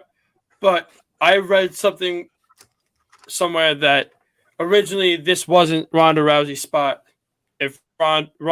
Once Ronda said she was coming back to WWE with the whole Royal Rumble thing, it was supposed to be Sasha's spot to face Charlotte at WrestleMania. Oh, I know you mad. He's going again. He's starting already. Here we go. Let me get Sasha honestly, in the Royal Rumble next year. But all honestly, I felt like this match had so much build up between her and Ronda that I don't know how the build up would have been with Sasha, but Charlotte Flair winning made me happy because I don't like Ronda at all. I'm not a big Ronda Rousey fan. I was a fan of her when she was in the UFC, and I don't like the Ronda Rousey WWE wrestler, or superstar, because I think she's bland and she's does all of her MMA shit. But you like Logan Paul? Logan Paul put on a good show, though. Just saying. So who's the better wrestler in the ring, Ronda Rousey or Logan Paul? That's the real question. In all honesty, if whoever put in the most work, and I feel like Logan Paul put in a lot of work for this match, for his match at Mania with the Mysterios, than a lot of other things. You're calling out Ronda Rousey for her work ethic, is what you just did. Yes, he did. He did. He told her she needs to come to the front of the congregation. Rhonda, I hope you're watching. Yes, hope you're watching, Rhonda. Nah, she might be. But you mad? Take her ball and go home. Be careful now. Don't piss her off. I will give that match a 3 out of 5. Wow. Damn, you gave it higher than I was. Rodney, and now, Andrew, don't expect a rematch between Ronda and Charlotte, given that Lacey Evans is going to be backstage tomorrow night. What are the odds of those two resuming their feud? I hope Lacey Evans continues that feud with Charlotte Flair that they left off in the Thunderdome, basically, after Lacey was pregnant. Nobody cared for him no more. I'm on the WWE TikTok. I'm in Stand and Deliver, Mitch. I'm all over Stand and Deliver.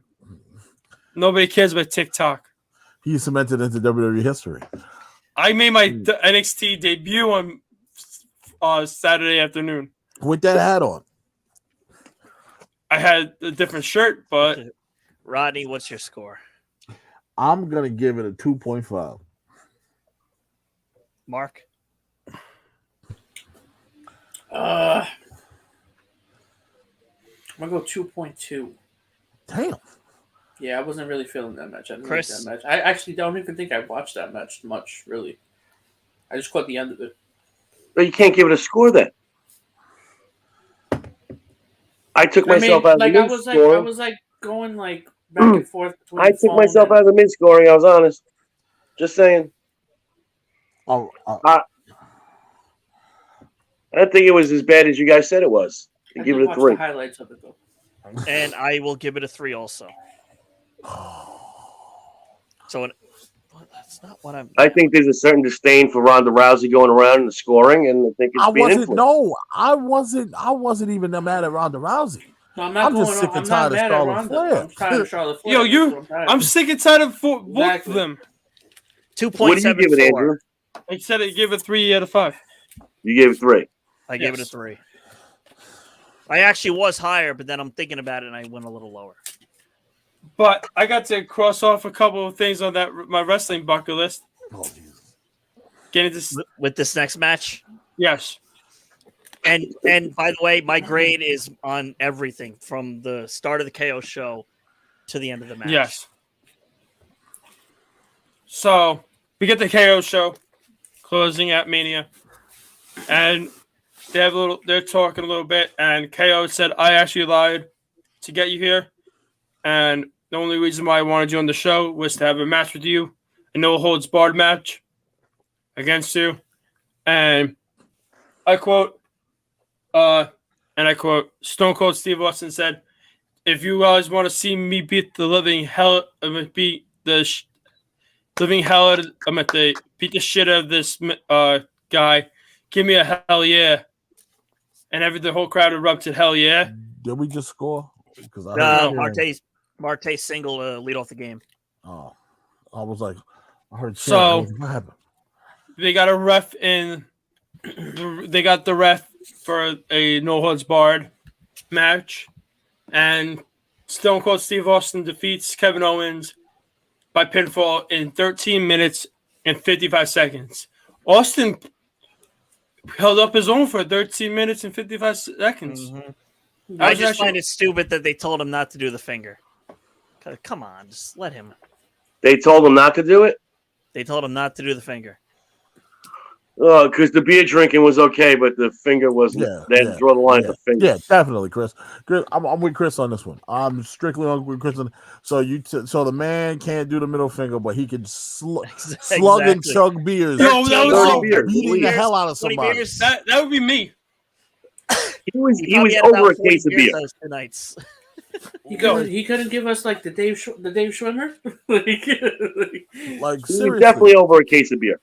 Like he dead ass was drinking beer while beating someone up. Yeah, he was drinking beer as he was beating them up. Bar fight style. That's okay. Yeah, but flipping the bird is not okay. Putting him through a table was awesome. By the way, we were past 10 o'clock anyway. So who gave Drew, save me a broken skull. I will definitely come pick it up from you. He ain't lying. Right, so because I've always wanted to try it and I can't find it. Where did you find that? By in Belmore. Really? There's a beverage place in Belmore. But I want to know. Send me the address to that. Yeah. But I'm looking for the American Lager one. I want to get that one. They have an American Lager one? Yeah, that's brand new. Yeah, released on Stone Cold Steve Austin Day. Yep. So, okay, there's one in total one. But I gave this match a 3 out of 5, even though it's not a 4, not a 5. Maybe give it in the middle. Rodney? Do I really gotta grade this? Yes. Yeah. Can I put it in a certain category? Like, go ahead. No. Do how you gotta do it, bro. But it still needs a grade. I'm caught stealing. If you want, I'll go first. Go ahead. All right, I'm gonna give it a 3.75 because I actually did really enjoy that match. Chris? You know what I'm going to say? I don't like Old Timers Day. I love Stone Cold Steve Austin. But the fact that you relied on him for your main event on night one of your biggest show of the year is just really should be concerning to all the big WWE fans that they have no confidence in what they have in the back. So I'm going to give it, and the only reason I'm giving a little props is because they did it the way Rodney and I had said, if you're going to do an old guy, just do a brawl. So it gets a 1.75. Whoa. Okay. Rodney? I'm going to go 2.5. And the reason is because I'm going to keep the same energy that I say about Sting. I'm going to keep it with Austin. I'm going to say something else. Like the thing is, you know this was a one-off. Of course. Yeah. Sting is not a one-off. Sting just has to go. Understandable, but both men are old. They're both old. But Mike, yeah, I get that. But don't you think that Cody should have been your main event, or something else besides? I actually, Rodney and Andrew both. I think I've told them both before they left. If I was WWE, I would have opened with Seth Cody. Get the crowd. I would have did the reverse. I would open with Stone Cold. That was a big gaslighting. Yeah, listen. No, I heard that. I'm throwing the question out there to the listeners. What does this say about your confidence in your locker room to carry a WrestleMania when you're dragging Stone Cold Steve Austin out not only once but twice? But here it is. Your main event of night one of your biggest show of the year. I will say this. It is it's pouring Dallas, Texas, number 1. Number 2, it's WrestleMania. So you're going to get the Austin effect twice. That's excuses. If they go back there in 7 years when he's 65, you're going to tell me the same thing? It's Dallas, it's Texas, it's the Austin effect? At a certain point, you got to cut the cord from the past. What Christopher Brown just said, and that is the reason why I'll give it a 4.25. So Christopher Brown said, I'd give the match a 4.25, given what Austin was able to do in the match after 19 years. And that's why I graded it the way I did, too. Because I was shocked at how well he performed, surprisingly. I think that lightning strike just caused the fire, because I hear fire trucks now. Whatchamacallit. But also, if it's a one-off, since it's a one-off, literally, we're seeing Sting every fucking week on Dynamite, which listen, I kill Sting every week, so it's not about Sting. Yeah. It's about WrestleMania, and you had nothing better on night one but 58-year-old Stone Cold Steve Austin. But also, what does that say about the talent that you have or don't have? Maybe Kevin Owens specially requested this from Vince McMahon himself to put Andrew. You're just making an excuse for the match. Understandable. That if he requested it, got you. You give the man what he wants. Because I wouldn't have closed the night with it. Thing is, Rodney, you got to think, like he said, Dallas. It's Texas. I don't give a damn if you were in and also Tennessee. No, and the thing is also, it doesn't matter. It doesn't matter. You don't close the show with a man that's over 50 years old. But also, Rodney, the thing is, I'm sorry to cut you off, but the thing is, he does the whole beer bash situation.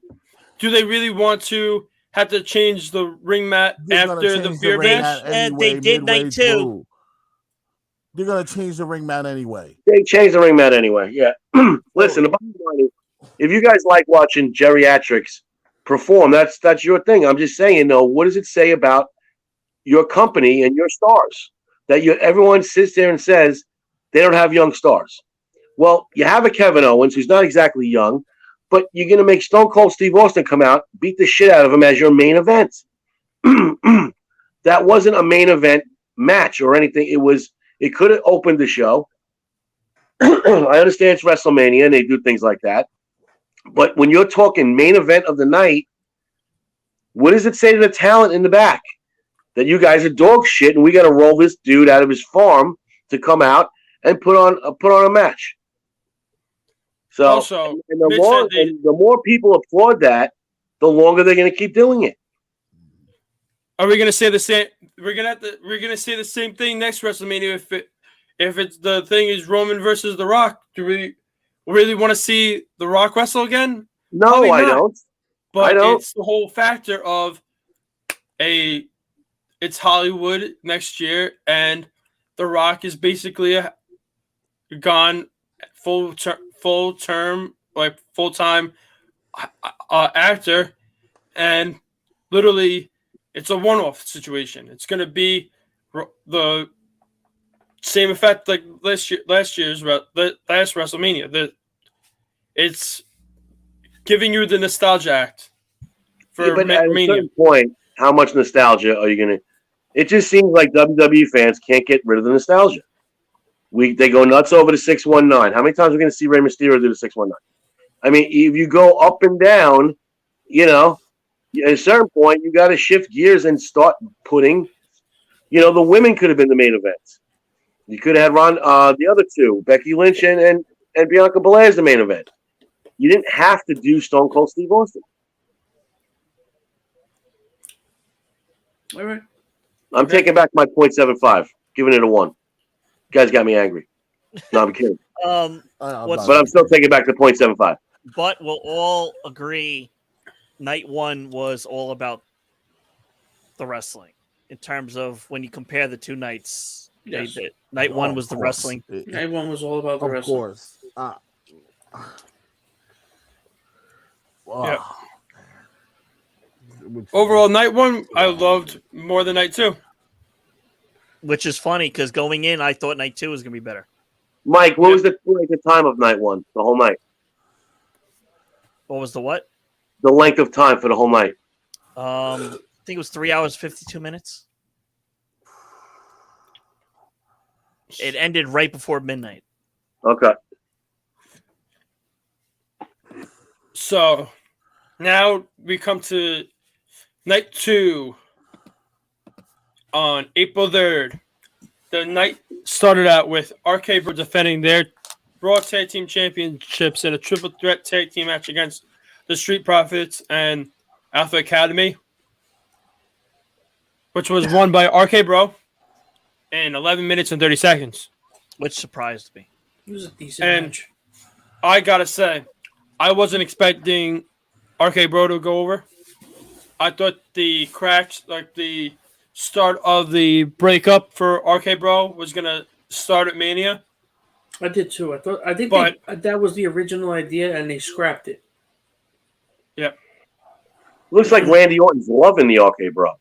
Yeah. Mm-hmm. He actually is. He's having you can see it in his face. Yeah, you can see he's enjoying the most fun he's had in his life. You know why? Because he gets to smoke. Exactly. I think he's actually said that he has the best weed. But I will also say that I was hoping, Randy, it's WrestleMania. You could do something Riddle-esque in a way and get your own like little scooter or something, or a motorized scooter to go down the ring with Riddle instead of just walking. Cool. But the whole match was great. The RKO, like we said before, with the street of Riddle going off the top rope and RKOing Montez. That was awesome. Then Randy Orton catching Gable and doing the RKO out of nowhere, basically. And Randy pinning Chad Gable was awesome.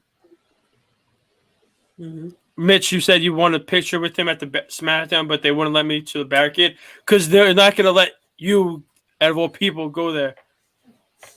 Yeah, just you, Mitch. Just who do you want a picture with? I think Orton. But overall, at the end of the match, the Street Profits and Randy and Gable Stevenson. Yeah. Gable Stevenson, yeah. Gable Stevenson, who I think they're pushing the whatchamacallit, like making sure his name is known. So they all get like a drink. And it was a good situation. You know, that's the first time that I actually ever actually saw real liquid in those cups. Yes. Except for the time that we were at Evolve. Because I've seen real liquid in his cup at Evolve when we went to that one Evolve event where we saw Montez dunk in dress shoes. On a single leap, right, Rodney? Yep. One leap. But how do you guys grade this match? I give it like a. I give it 3. I give it 3. I gave it 3.75. It wasn't bad. I liked it, but I gave it a 3. Only reason I give it a 3 is because I wanted it to go another way. I gave it a 4, even though I didn't want RK Bro to win. I gave it a 4 as well because I loved this match. I thought it was one of my favorites of the weekend. Okay. I gave it a 3.5. Wished it would have been longer. Yes. Yeah. So an average of 3.65. Definitely. Yeah. I wish it would have been a longer. I liked it. I just thought I wished it would have been longer. Here comes another match that I said I was done with another wrestler. And it was Bobby Lashley taking on Omos in a singles match where Bobby Lashley defeats Omos by pinfall in 6 minutes and 35 seconds. That match shocked me. I'm going to tell you my score right now. I'm going to tell you my score right now. I gave it a 3. Okay. I actually didn't hate the match. I didn't think that Bobby Lashley was going to win. I was hoping Omos would win to keep his undefeated streak. You thought that he was going to hurt Bobby where he has to have surgery again. I told Andrew, I'm like, they just did the injury angle. Why do they have to do it again? I didn't give it a 3.25. I gave it a 2.75. A 3.25. And you gave it a 2.75? Rodney, what'd you give it? I thought Rodney was frozen again. I would say I'd give it a dose. I'm teetering between slightly higher by like 2, maybe 2.5. I'll say 2.5. 2.5. Just because you got some sweat out of Bobby. 2.5 because you got some sweat out of Bobby. Bobby was getting squeezed like a damn lemon. Bobby got a shocked the shit out of me when he lifted Omos up like that. Yeah. That was crazy. I was like, that's 400 pounds right there. And how about what happened the next night? Yes, the MVP turning on Bobby Lashley. I said, is he starting the Hurt Business 2.0? I saw that coming, but I didn't see it being Omos. I didn't think it would be Omos. Someone said that's when Veer should have came out. Fair enough. Veer and Omos as a tag team with Bobby Lash, but with MVP as their mouthpiece. Who's gonna stop them? Nobody. Nobody. They'd be undefeated. So overall, but there was one spot of the match where Omos needs to learn how to needs to know ring awareness in a way, because he threw Bobby Lashley onto the turnbuckle and Bobby hit it the back of his head, I think, on the. I think I saw that on the post, and that was almost a situation with that could have caused him to have a concussion. We saw one really bad incident with the post happening with Cesaro, where his teeth were pushed in. Oh, remember that? Yep. Oh, so bad. That was bad. But moving on to the third match of a match moving that on to the third, thoroughly enjoyed. The third match of the night, which the Anything Goes match between Sami Zayn and Johnny Knoxville. Johnny Knoxville ends up defeating Sami Zayn by pinfall in 14 minutes and 25 seconds, which I heard was a comedy fest on the commentary.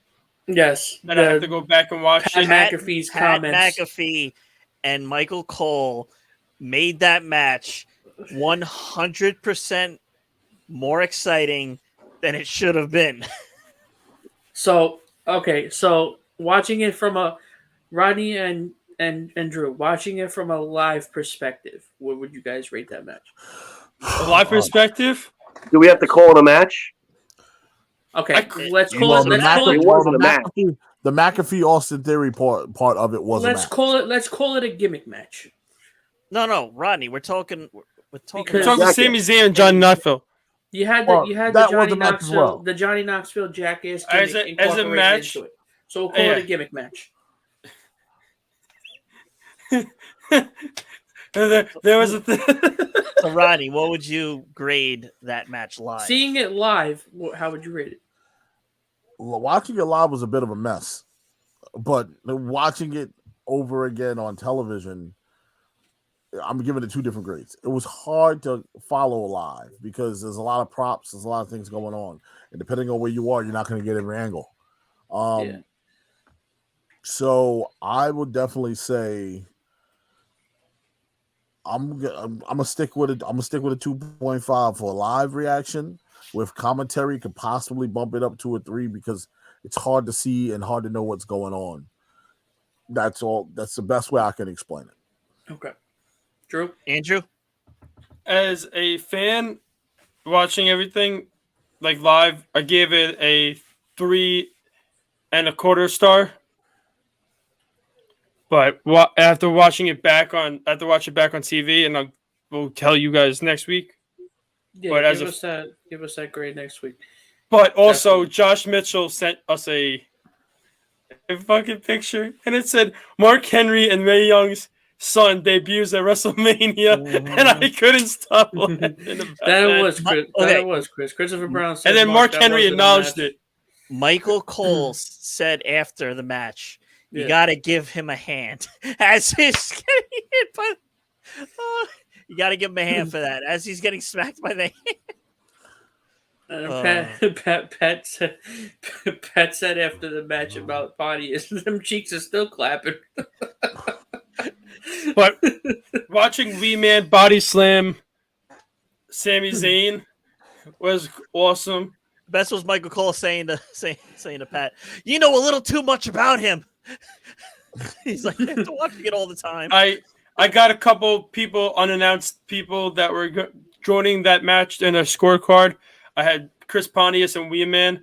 I thought Preston Lacey was going to come out and do something, but they had Jeff Tremaine, the new blood, and his father with Jeff coming to do everything with Johnny and everything. The mousetrap table spot was pretty funny.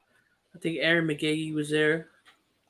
Yo, seeing Pontius as party boy. That was great. Holy fucking shit, I was man. waiting for him. I was like this. I'm like, I thought please they were going to hit the music. I wanted them to hit the music so bad. If they hit the music, I would have been dancing kind of in a way. But I was praying to God that Pontius wasn't wearing a thong underneath his thing. But it was like more of more of a cheeky fucking. You know you were getting the thong. Mark, what's your score?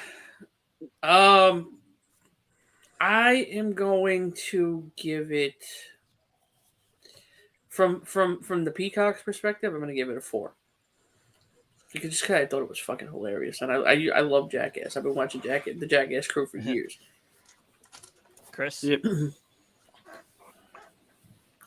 I can't even give it a grade as a match. Well, I'm if giving it wasn't for McAfee and Cole, that they worked great on the call. I'm giving it a. You know, if the segment was in the movie, fine, but they're going to get a 1.2. That would have been way better in the movie. I'm giving it a 4.25. Okay. As a match or a spot? I'm grading it all. Moving on to the fourth match of the night was the Fatal 4-Way match for the Women's Tag Team Championships. The competitors were Natalya, and Shayna Baszler, Liv Morgan and Rhea Ripley, Sasha Banks and Naomi, and the champions Carmella and Queen Zelina.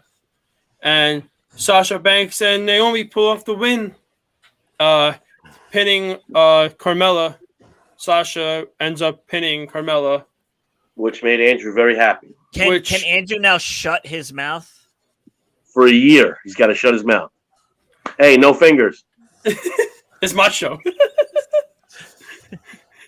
You can say no fingers on PTV. Any WrestleMania nonsense from you about Sasha Banks for a year. Rodney, how was my reaction? His reaction was very confusing because 1 second he's upset and then the next second he's completely quiet once she gets the pin. And then all of a sudden I'm like, dude, what are you upset about? Like, she won. You should be happy. Liv Morgan. And he goes, I am happy. But, you know, I was like, what the hell's wrong with you? I didn't have like an emotion. Like I thought I was gonna be like jumping up and down. Sitting there like the lost puppy. It was weird. My thought is I feel bad for Liv Morgan. Yes. In a way, I think Liv Morgan deserves the title. But also in a way, I think if somehow Rhea Ripley can convince WWE to put her in the Edge faction, once she gets put in there as the women's tag team, and that's where you'll see Liv Morgan actually turn more dark. Do you call that faction the Edge Factor? That's actually good fucking. Now you're dealing with the Edge Factor. But that's a good name. But that match was great. That's where I called them double eat the feet mood. Sasha and Naomi did that to Carmella. They told Carmella eat the feet. But what do you guys give this match as a grade wise? I gave it a 4. I was giving it a 3. Yeah, a strong 3. Ladies, I gave it 3.5. Yeah, I'm gonna go with a 3.5 myself. 3. Okay. 3. So overall, what are we looking at? Like a 3.75? Yeah. Another one could have been longer. Here comes the match of night 2 for me, I believe. Not night 2's match of the night. Night 2 for me is AJ Styles taking on Edge, which Edge wins by pinfall in 24 minutes and 5 seconds, with a appearance by Mr. Damian Priest coming. I got points for that one. Distracting AJ Styles as AJ Styles gets hit with a mid-air spear for the finish. But I gotta say again, the entrance for Edge was awesome. Him rising up on a throne with a ring of fire was awesome. That was a hell of a strike. But for me, I will grade this a 4.75 out of 5. It's a 4.7? Yeah, 4.7 of 5. Yeah. Really? Okay. I'm giving it a 4.5. Yeah. I'm gonna give it a 4.6. Wow. Yeah, Chris. I'm gonna give it a 4. Wow. And Rodney, we were close. I was gonna give it a 4.1. Okay. So we're looking at about 4.5 average around there. Yeah, that's a good match. The one was for the interference because I love new stories. I love when you're building something new. yes, we know, Mitch. Why can't I bring up sports shit right here? This is we're talking about WrestleMania. Text us. Saying the Mets are on Apple TV tomorrow. Oh yeah. Not everybody is fortunate enough to have an Apple TV. Mitch. Well, yes, that which is funny. On top of that, it's also Max Scherzer's first debut. But it's so free. You don't even have to get the Apple Plus. Really? Yeah. That's awesome. Yeah. Wow. Okay. And kudos to Apple. If anyone wants to know the reason why AJ was bleeding, was he hit his head? Yeah, he hit his head. He hit his head. At first, I thought the pyro hit him in the face. Yeah, so did everybody else. What did he hit his head on? When he was walking out, he hit his head on the star. Bing. Oh, really? That's why he was bleeding right off the bat. Yo, if it was the first blood match, he's fucked. Imagine! Oh my god! Before the fucking match even started. Oh fuck! Be like, wait, the referee would be like, what am I supposed to do? I can't ring the bell yet. Right? No. And then ring it again. Rings, it's over. And that's the fastest first blood match in WWE history. In the history of wrestling. For that. And then all of a sudden you see Vince McMahon come out. We're changing this to just a regular singles match. That's a nice shot. WWE said that AJ Styles was pissed off during his match because that was not the only time it had happened to him. Well, here's what I want to know: is AJ, take the damn hood off. Did he? No, not even. Did he not walk that beforehand? Like, this is imagine he didn't set up AJ.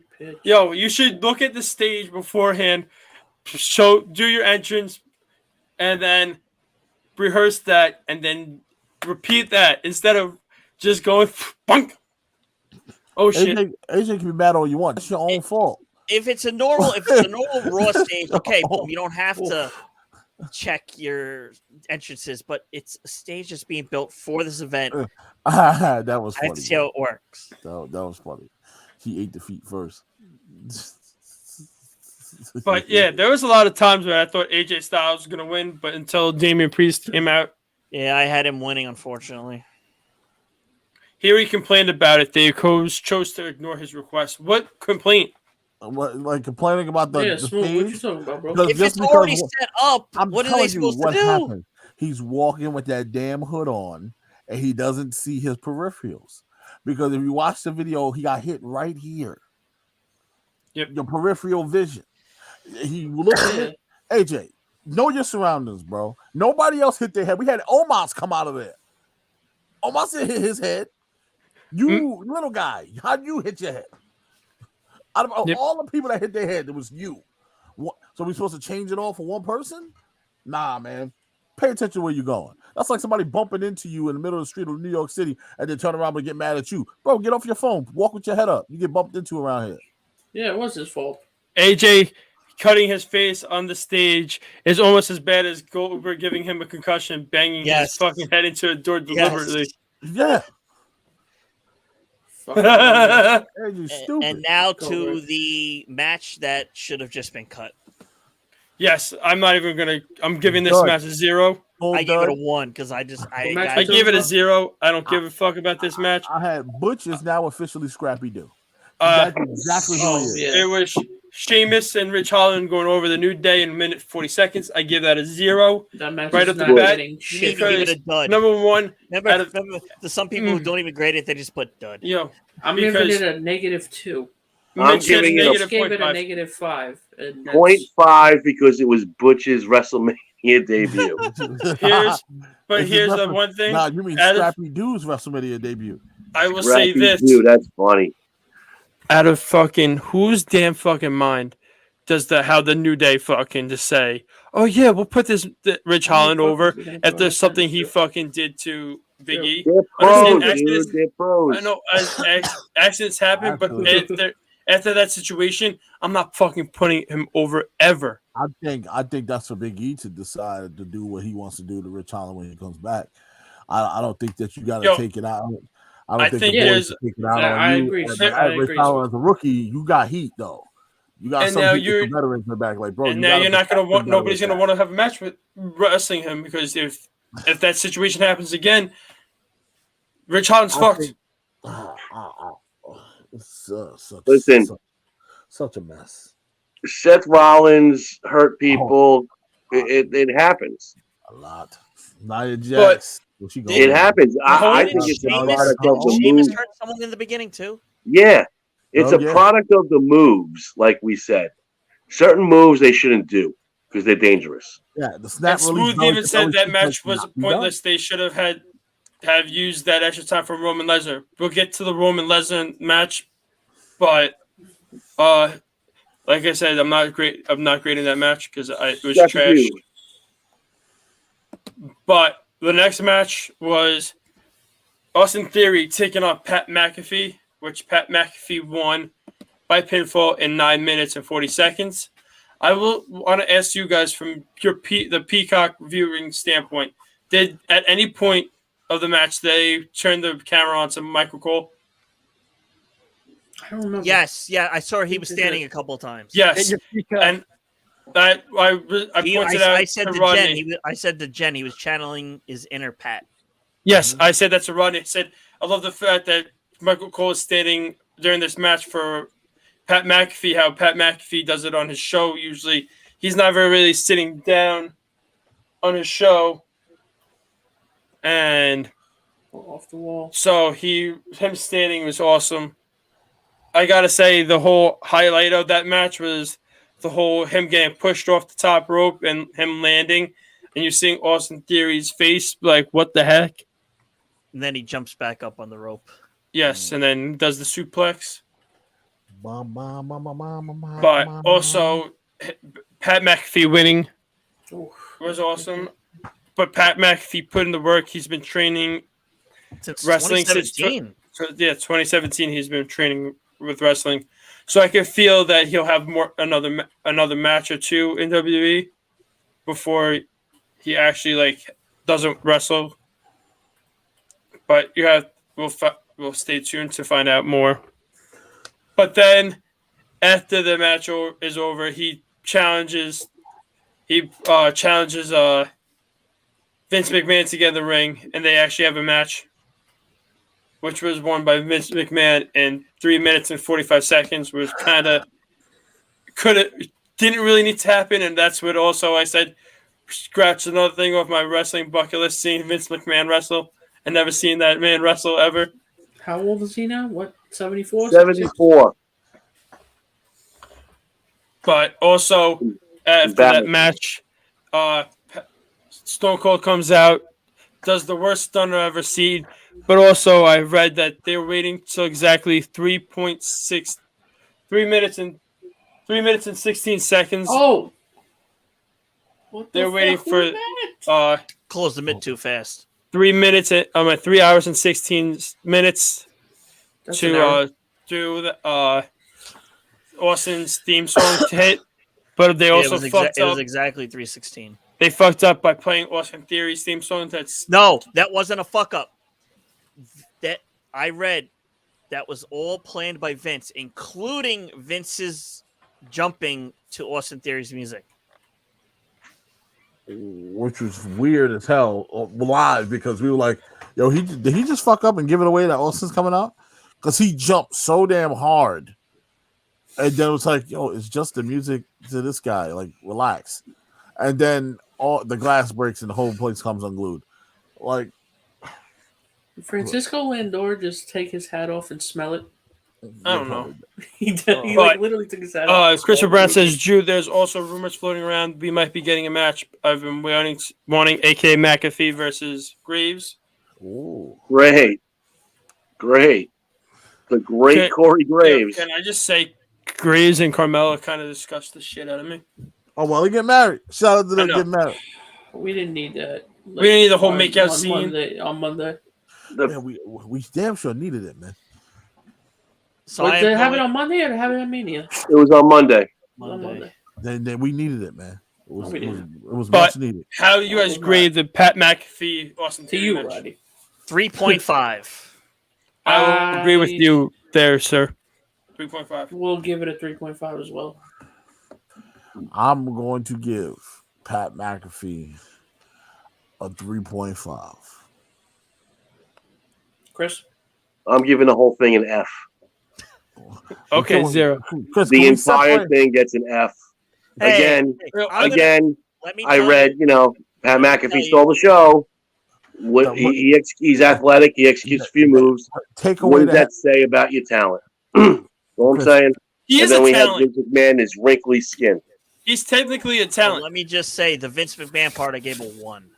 I gave that I didn't even grade that. I gave that a dud. I gave that a didn't need to fucking happen. Like, you would have left the McAfee theory, I would have been perfectly fine. Walk away from the situation. Watch it again and tell me how many moves. Wait.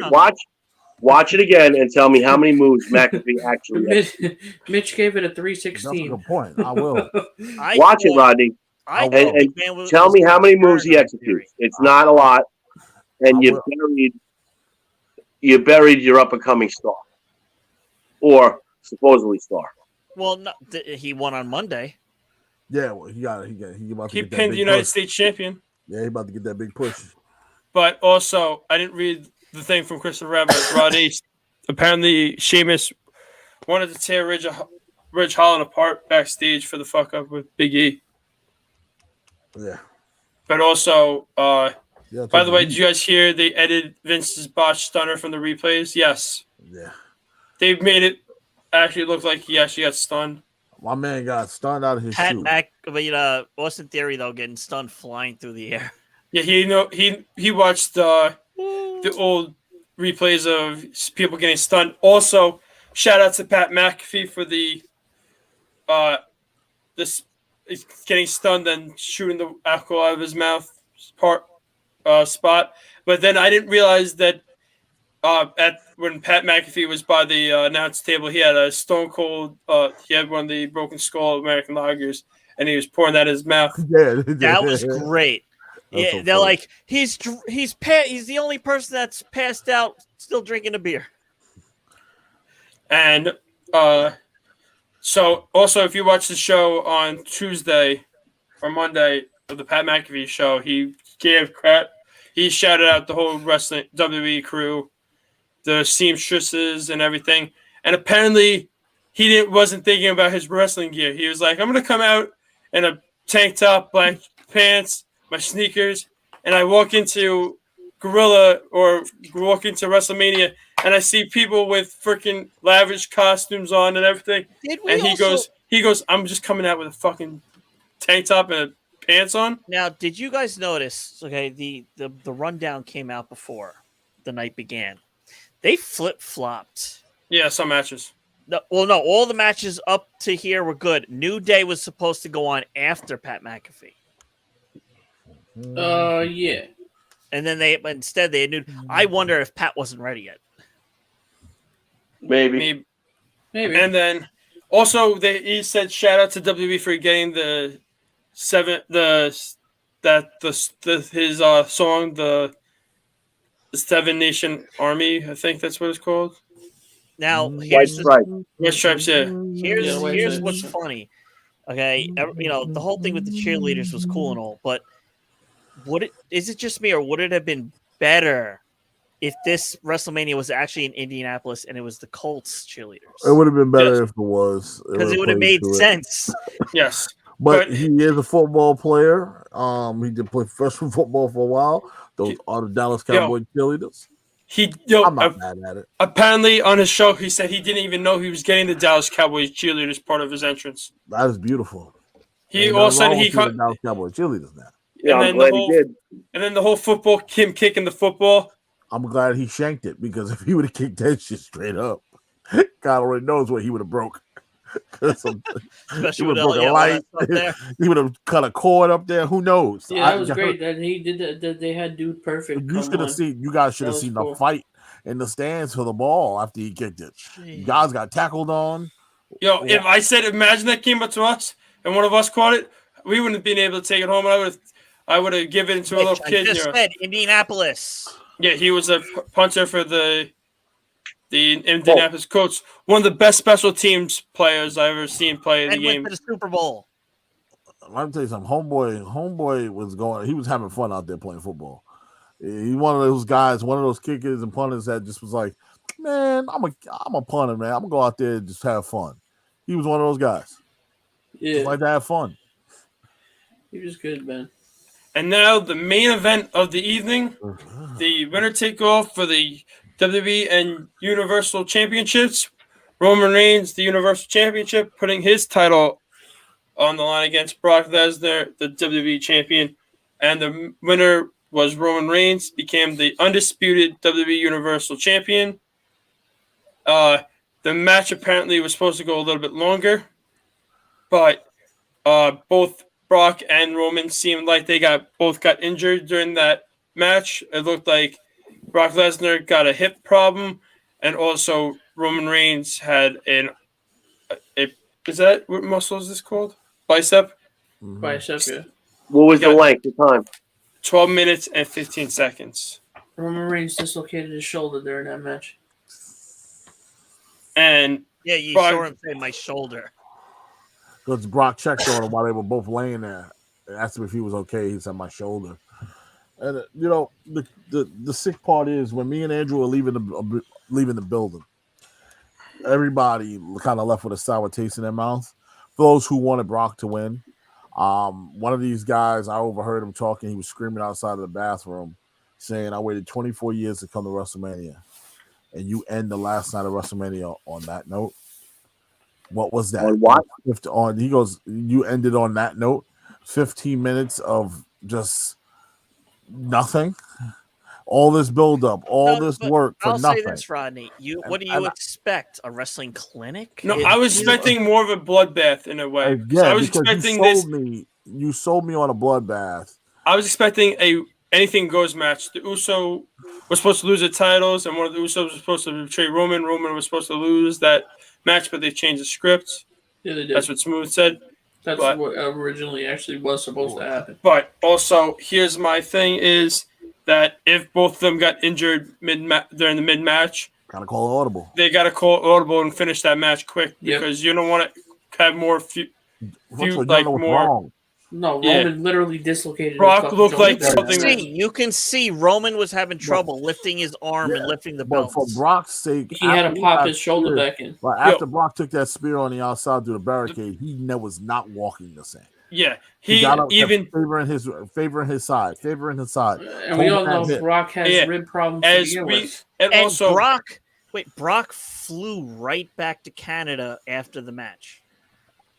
Also, I heard one thing when we were at Mania after it ended, you never really see Brock Lesnar really like stay in the ring and just waiting, because they were off air and Roman and Paul Heyman were already back in the back, and you saw Brock just staying in the ring, and I was like, wait, is this the last time we're going to be seeing Brock Lesnar? Because he might actually be done. He's scheduled for more pay-per-views. I will say this. Go ahead, Mark. I knew that Roman was going to win the minute Undertaker gave his take on it and said that Roman was going to win. I immediately was like, yep, that's it. Roman's fucking taking it. I was like, for Taker to say that on a live TV promo, I was like, yeah, Roman's got it. I just think that I don't know where they go. Yeah, because now they kind of backed themselves into a little corner now with Roman holding the belt longer. I think you got to go the route of young person comes in, makes splash. Cody. That's the only way. Other than the other way is Cody. But you said you said you think he's winning. He's going to be winning Money in the Bank. Yeah, that's going to be a slow build to get the title off Roman if Cody doesn't. If you want to make it immediate impact, you want to make to do it has to be someone come in, make a big splash. Someone like a Walter, somebody like a Braun Breaker, someone of that ilk has to come and make a big splash. And it may be by hook or by crook or maybe by fluke. Well, shake it up a little bit by taking the title off. Rodney, we'll get into this. Well, I'm not going to be sitting in for Monday because of my new job, unfortunately. But, well, damn, y'all hear that rain? Holy shit. we'll get into this a little bit. I guess you and Chris will get into this on Monday when you guys talk NXT. What went down with Imperium on NXT? Do we now see Walter coming up now? Well, Chris, if you want to do the honors of what you shared with me. Yeah, I said something to Rodney. The word is it's Gunther and Bartel as a tag team. Yep. Apparently, Fabian Aichner, they are going to use him as the singles guy that they should have been, but it means Walter will be in a tag team and not a singles. It'll be Imperium as those two. Okay. Oh man. Fair enough. Marcel Bartel and Gunther go together, man. I don't care. Give me somebody. Shit, that'd be nice. So I'm interested to see what they're going to do with Aichner if they keep, building up a star because he's got it. Also, what do you guys give this match a rating? I give it a 2.5 since they got hurt. Yeah, me too. Yeah, I'm gonna give it a 2.4. I'm giving it a 3.75 because I was enjoying it, even though with the ending. I'm gonna go 2.7. Because at some point I felt I didn't know who was going to win at some point. Even though I wanted Roman to win, but I also am enjoying Cowboy Brock. If both men don't get hurt, God only knows what we would. Yeah, I was enjoying it too. I wanted it to go. I thought maybe we get to see a 25-minute match. Yeah, I think they could have went a lot longer than they did, and dumbass. And I'm pretty sure they was expecting to for themselves, but things happen, accidents happen. Nobody meant for people's shoulders to pop out, people's hips to get hurt. Nobody was expecting that. So I said if you would have did no holds barred, something of that nature, it could have maybe you could have hit it a little bit more, went a little longer. I don't know, but I'll give it 2.7. Mm-hmm. Now we're on the road to WrestleMania Backlash. I don't really like the fact that they keep having to use WrestleMania. Let me just say one thing. Let me just say one thing, Andrew. So we talked about how night 1 was the wrestling aspect. Night 2 was the entertainment aspect. Everyone agree with that? Yes. Yeah. I agree with that. Yes, sir. So now we're on the road to WrestleMania Backlash. All right, Andrew, I'm going to jump out. I don't want to cut you off. All right, Chris. Boys, it's been a pleasure, Andrew. I love the look. Catch him on Monday on BTV. Cowboy. Yeah. You got to play Kid Rock as your intro now. Cowboy. Bang. But no, the cowboy. I'm a cowboy. Cowboy. It's too cliche. No, well, that's the whole point. Andrew's a walking cliche. Yeah. But you're looking good, dude. Thank you. All right, boys. Peace. Thank you later. Also, so now we have WrestleMania Backlash coming up. There's the next pay-per-view. After that, we have got Hell in a Cell. Then we got Money in the Bank, and then SummerSlam. So we have 3 pay-per-views before SummerSlam coming up. Also, I gotta say, if you have Peacock, I'm sorry to guys in Australia, but get your Peacock. Watching WWE Evil. That's a good series. Evil. It features stars like Hulk Hogan, Ric Flair, The Miz, Sasha Banks, Roman. We also got. They just did Randy Orton, Roman Reigns, and who else they have? They have 8 episodes. They actually put that one on TV. The Randy Orton one. They have. They go into personal lives, and Mike. If you want to say all you say about Sasha, but I found out the whole after WrestleMania 35 story from that was that she after WrestleMania 35 she went to Vince McMahon and asked for her release because she didn't really know who she was. Like all she knew she was. Wait, who asked for Sasha her release? Banks. Sasha Banks after WrestleMania 35 asked Vince for her release. Oh, okay. We knew she asked for her release. That was always reported. But also, she was still crying about it. No, it was not that. It was because all she knew was herself as Sasha Banks because she looked at the mirror and she was like, "Who am I?" and she hasn't been. And whose fault is that? It's her fault, but she went. Ultimate Warrior thought he was really Ultimate Warrior. That's why he changed his name. Yeah. This guy is so wrong. But this was another fabulous episode. He was really the Macho Man. That's why he's doing "Oh yeah" forever. To the point that's how he talked. So so what a nice productive week of wrestling it was. Yeah. Very good. Next time we go to Mania, we're gonna get to go there earlier, so we can catch more of the events and stuff. But also catch Rodney, Chris, not Mark this week, upcoming Monday. I don't even know. BTB Live. Honestly, guys, so I'm gonna be blatantly honest, and I discussed this with Rodney. I don't know if I'm gonna be able to do the podcast for a while because of my work schedule. My work schedule is 12 to 8:30. Okay. Unfortunately, but I gotta go where the money's at, man. Yeah, just keep us updated, bro. Keep us updated. I think I'm really gonna I think it's gonna be a nice new experience for me. It's something that I've always wanted to learn. I've always wanted to learn diesel automotive. And it's definitely giving me an opportunity to do that without having to go to a trade school.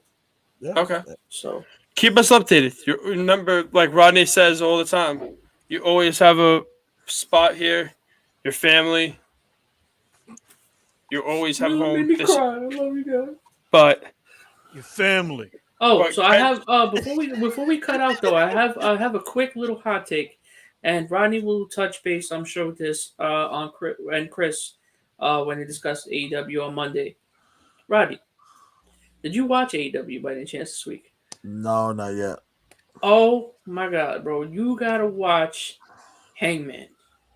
Hangman shocked the shit out of me. Remember how we've been talking about how Hangman doesn't really look like he's got it in the ring? And yo, he went off on Adam Cole. Oh. Adam Cole called him out for a title match, and he grabbed that mic out of Adam Cole's hand and said, "No, you listen to me." Wow. I was like, wow, see, that's the champion I've been waiting for. Okay. All right, I'll check it out. Andrew, take us home. Yeah, man, it was a great show. Definitely a great show. You'll catch Rodney, Chris on Monday for BTB Live, 6 to 8 usually. That's the pre-show for the 3-hour shit show of Monday Night Raw. Well, we don't know yet. We don't want to call it a shit show. The reset just happened, so hold on. So also catch us back here live next week on Thursday, 7 to 9. I know we went a little bit overboard today, but for Cowboy Drew Kratz, for Michael Iceberg Steinberg, aka Welcome Back Cody, for Mark L. Ray, I can't still roll my R's. And for Rodney Harris, I'd like to say thank you to Dave Sean, Mitch, Jen, Aaron Davis, Christopher Brown, Jessica Hoffman, all commenting, and Smooth coming in with some takes. And I will catch you guys next week. And everybody have a great, safe weekend.